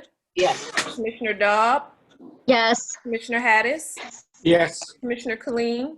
Aye. Commissioner Knizik? Yes. Commissioner Marecki? Yes. Commissioner Baker McCormick? Yes. Commissioner Scott? Yes. Commissioner Varga? Yes. Vice Chair Pro Tem Ware? Yes. Vice Chair Palomero? Yes. Chair Bell? Yes. Motion carries. Thank you. Thank you. Thank you. Next item, please. Upcoming committee and task force meeting. Okay, please note the meetings for next week. Madam Chair, Yes, Commissioner Haydos. I like to postpone the Economic Development Committee from 25th of August till September 8th. Okay, duly noted. The clerk will send out that information. If there are any other postponements of meetings, please alert the clerk so she can let the committee members know. Thank you. Next item. Public comments. Okay, public comments. Since we're here and I see Mr. Coaches on the line, and before he speaks, hey, Mr. Coaches, how are you? But before you speak, Commissioner Anderson had his hand up. Thank you, Madam Chair. I just wanted to remind members of the committee on the criminal justice complex that that meeting is at noon today, scheduled for noon today. Thank you, sir. Okay, public comments. Mr. Coaches, you'll go first, then I'll open it up to the rest of the public. Well, first of all, I want to apologize. My microphone went down on the internet. My Wayne office was too weak to get me on my phone. So I'm on my office phone now, called in. I want to thank you for approving without my input. Is there any questions I can answer about the agreement at all? Commissioner Colleen, did you have a specific question? Yeah, yes, Mr. Coaches. I just wanted you to describe the relationship between the county and Wayne County Healthy Choice and what this board is. Okay, Wayne County Healthy Communities is a federally qualified healthcare clinic. And what you approved today was the cooperative agreement between the co-applicants. Wayne County, the government of, gets the money from HRSA, but with an F2HC, a federally qualified healthcare clinic, you have to have an independent board, which is set up with over 50% of the clinic board members are clinic patients, and then there's other representatives. And so the cooperative agreement defines how the two applicants work together. We're run by an independent board, but the county still has input into that board, and the lead person of Wayne County Healthy Communities also is the Division Director of Clinical Services for Wayne County. So there's input together, but there's an independence associated with serving the communities of Hamtramck and Wayne. And I think that's a quick summary of it. I know it's the end of the meeting. I don't want to take up too much time. I'd be happy to present more, Commissioner Clean, at your meeting or any other meeting. No, thank you, Mr. Coaches. That was exactly it. Just so the people understand the basic governance structure here. Thank you. Again, I apologize for any inconvenience I caused. No problem. Thank you, Mr. Coaches, for that. Thank you, Commissioner Colleen, as well. Clerk, did you receive any emails for public comments? No emails were received. Okay, are there any in the chat? I don't see any in the chat for public comments. If you could take everyone off of mute in case there's someone on the telephone who would like to make public comments. If so, you have 2 minutes to do so. Anyone wishing to make public comments to the Wayne County Commission, you have 2 minutes. Where's your treats? Yeah. Huh? Where's treats? Anyone wishing to do public comments to the Wayne County Commission, you can speak at this time. Right. And I think Cheryl's talking, but not to us. Anyone else? Last call for public comments. Anyone wishing to make public comments to the Wayne County Commission? You have 2 minutes. Okay, hearing none, if you can put everyone back on mute and go to the next item, please. Next item is new business. There is one item listed on the agenda. Okay, this item is from the administration. I'm not sure who's here to speak on it. I'm sorry, I was muted. I didn't realize it. I am so sorry. So you go didn't ahead. hear me. So we are on new business. There's one item listed on the agenda and one item on the addenda. Item number 1 is a revision of Wayne County Commission Resolution number 2020-282, which was granted immediate consideration and approved by the Wayne County Commission on April 30th. Subsequent to its approval, it was discovered that the contract's not to exceed amount in the resolution was incorrect and should have remained the same instead of being increased. And it is being requested that the commission adopt this resolution on August 20th to reflect that. Okay, this was an error that was made in the resolution. In bold, with no change in the dollar amount is how it should have stated. Any questions on this? This is a cleanup item. Move for approval, Madam Chair. Support. Moved and supported. We'll do a voice vote on this one. All in favor of new business item number 1, say aye. Aye. Aye. Anyone opposed? Anyone wish to abstain? Motion carries. Thank you. Next item. We are moving to the agenda. Item number 2 is requesting commission approval of retroactive modification number 2 to a 3-year lease agreement between the Charter County of Wayne and Jefferson Land, not to exceed $359,575.04 to rent 102,152 square feet at the Vigliotti Building. Okay, let's have some discussion before we go into this. I'm not sure who's here to discuss this item. Anthony Cartwright, Economic Development. Okay, Mr. Cartwright, go ahead. Yep, so we had originally, there was a 5-year option that we had on this lease.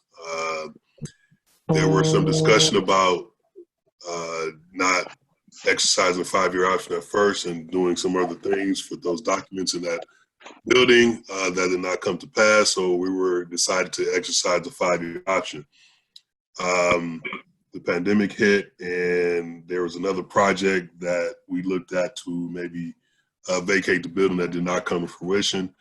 We wanted to maintain our flexibility on still possibly doing the project. So instead of exercising the 5-year option, we renegotiated the lease to 4 1-year options, and actually got a price reduction for the first year of the we had exercised the option.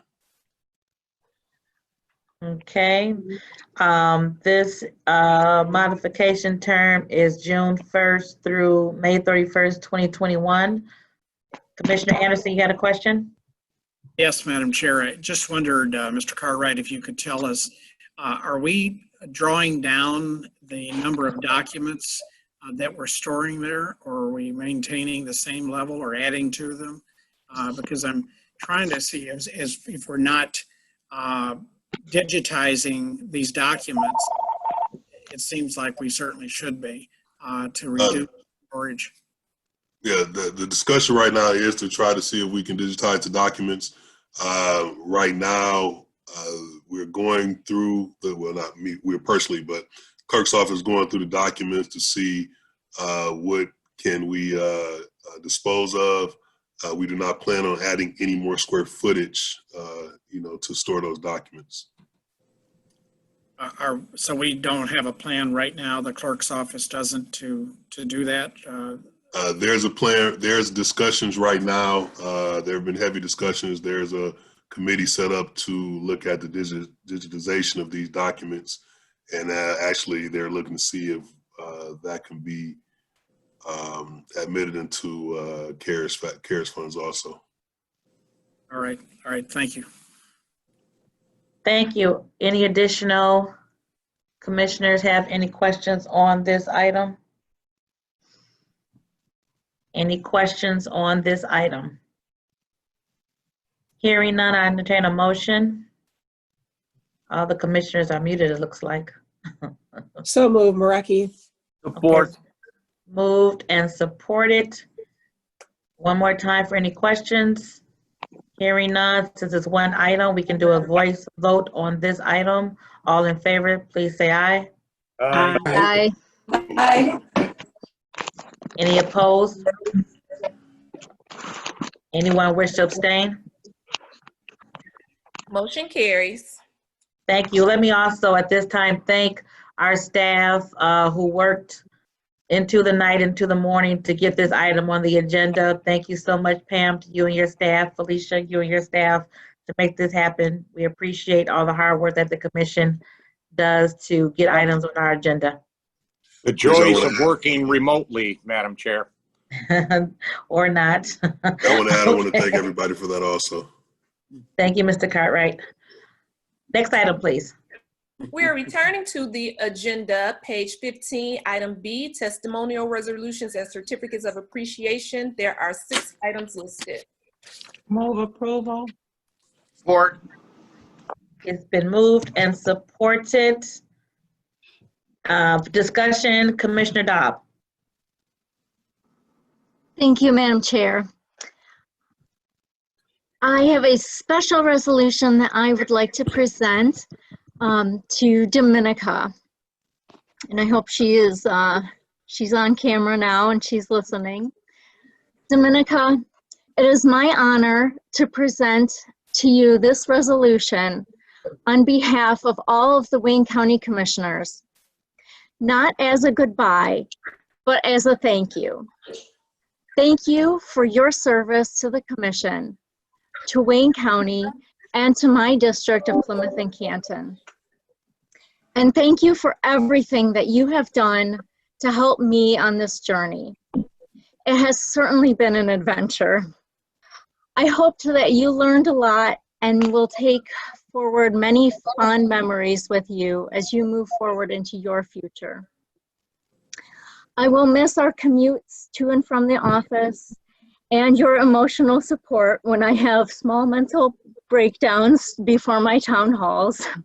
And of course, our downtown lunches at Anita's, Orchid Thai, and the Mean Taco Place.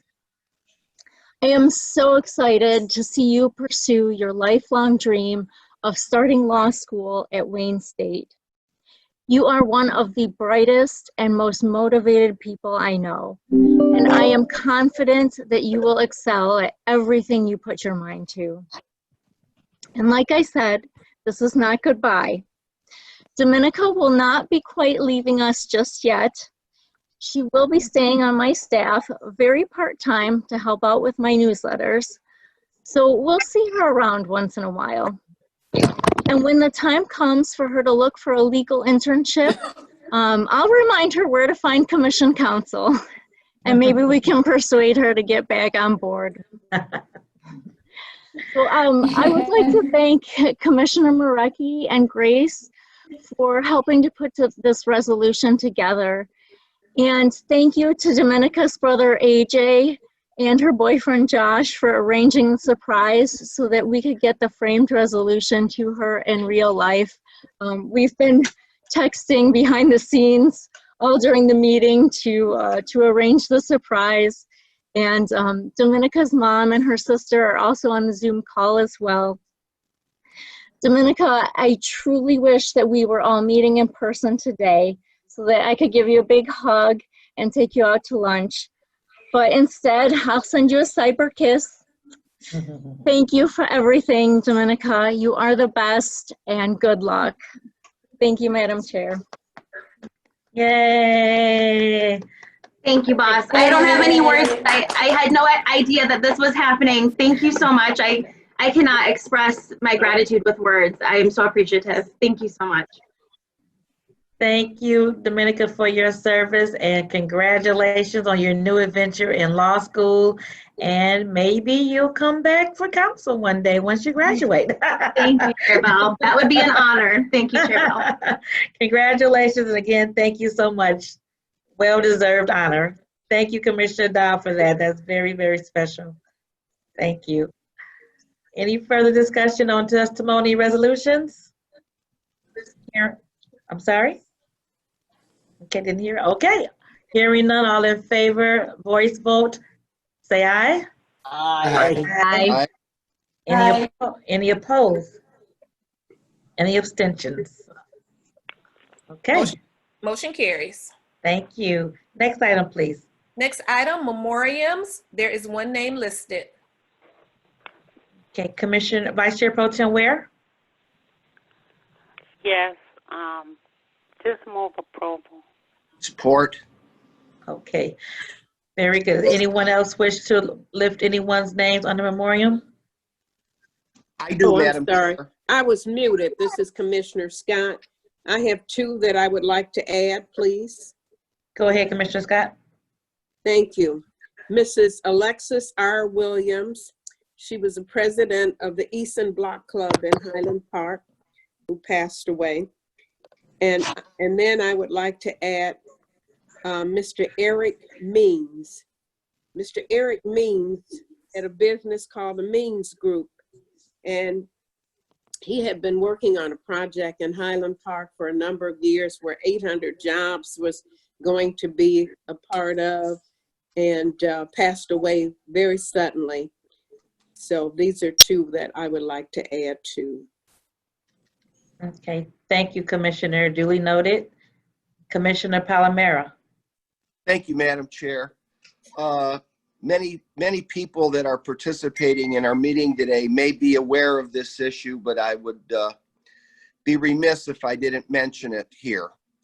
There was an unbelievably sad and tragic boating accident on the Detroit River this past weekend that included a gentleman that many of us know, and I know was a very close personal friend of our own Tim Johnson and Gary Bingaman and many, many others, including many people in the administration.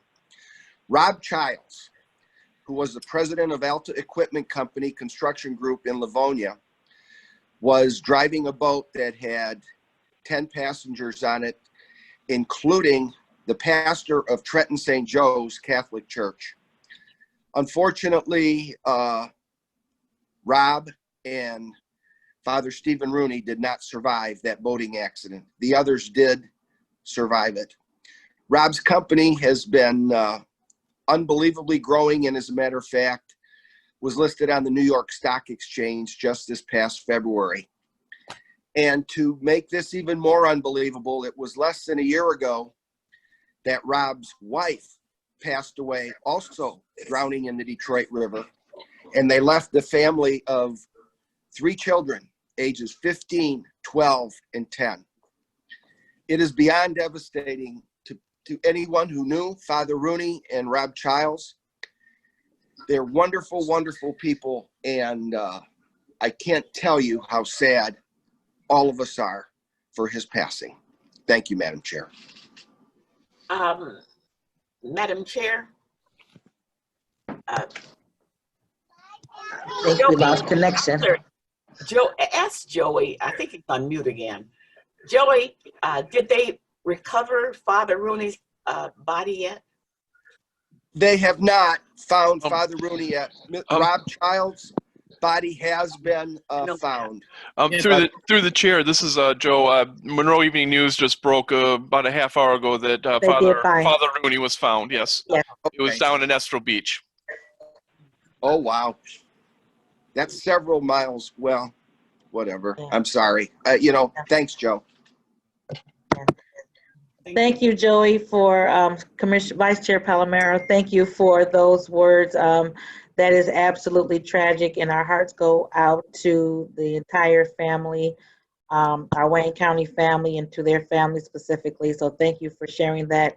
We'll continue to keep their families lifted up in prayer due to this double tragedy, especially for Mr. Childs and his children.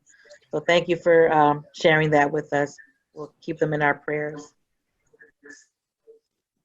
Are there other names to be added to the memoriam at this time? If not, if we could all silence our phones and take a moment of silence for all that we've lost.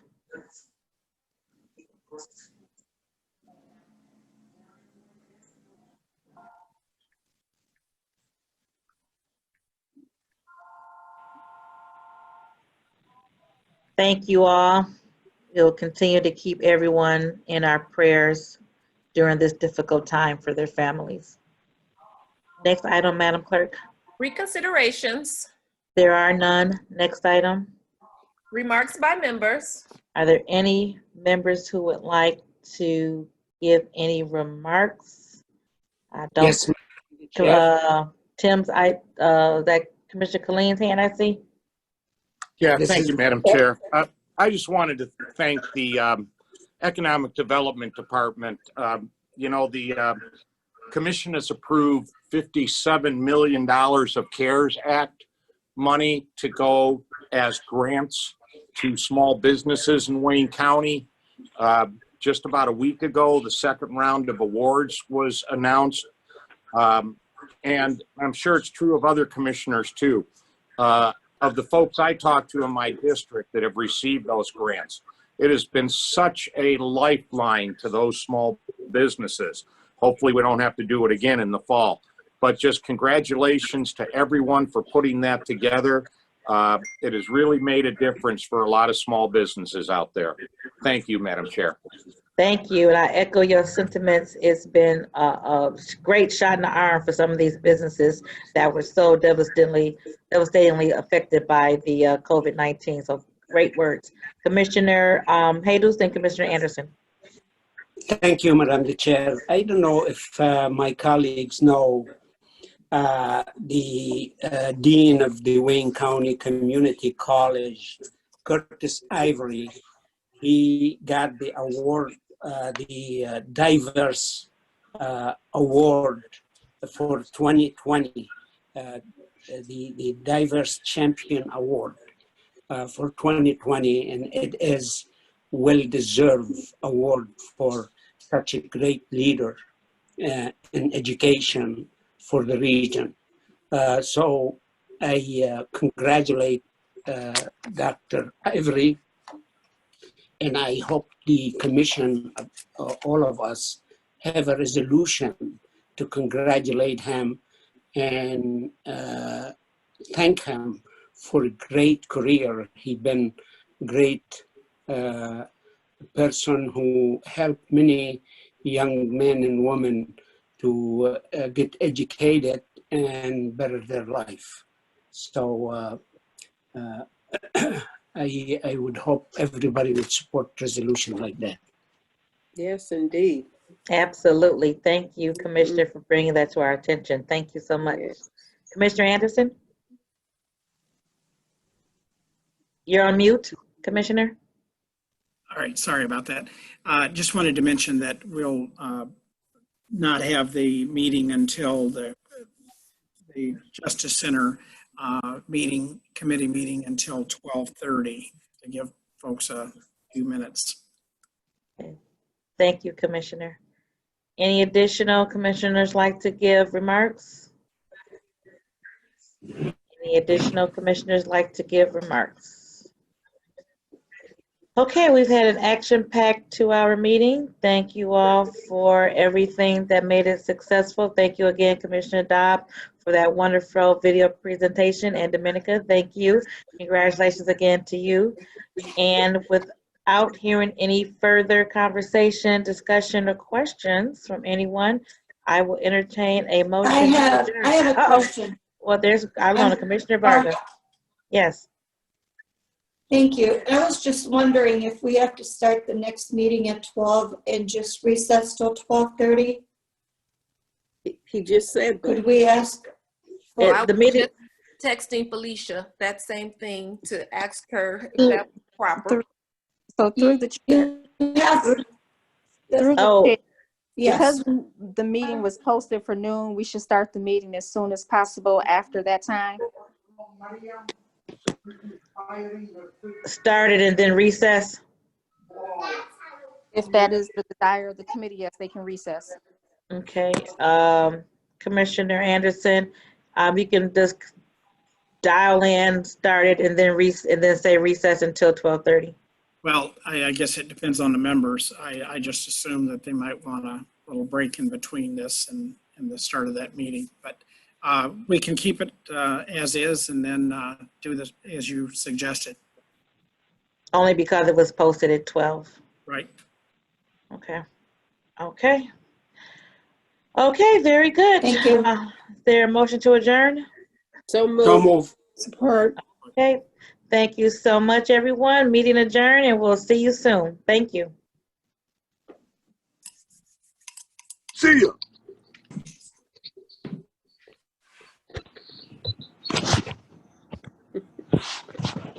Pam?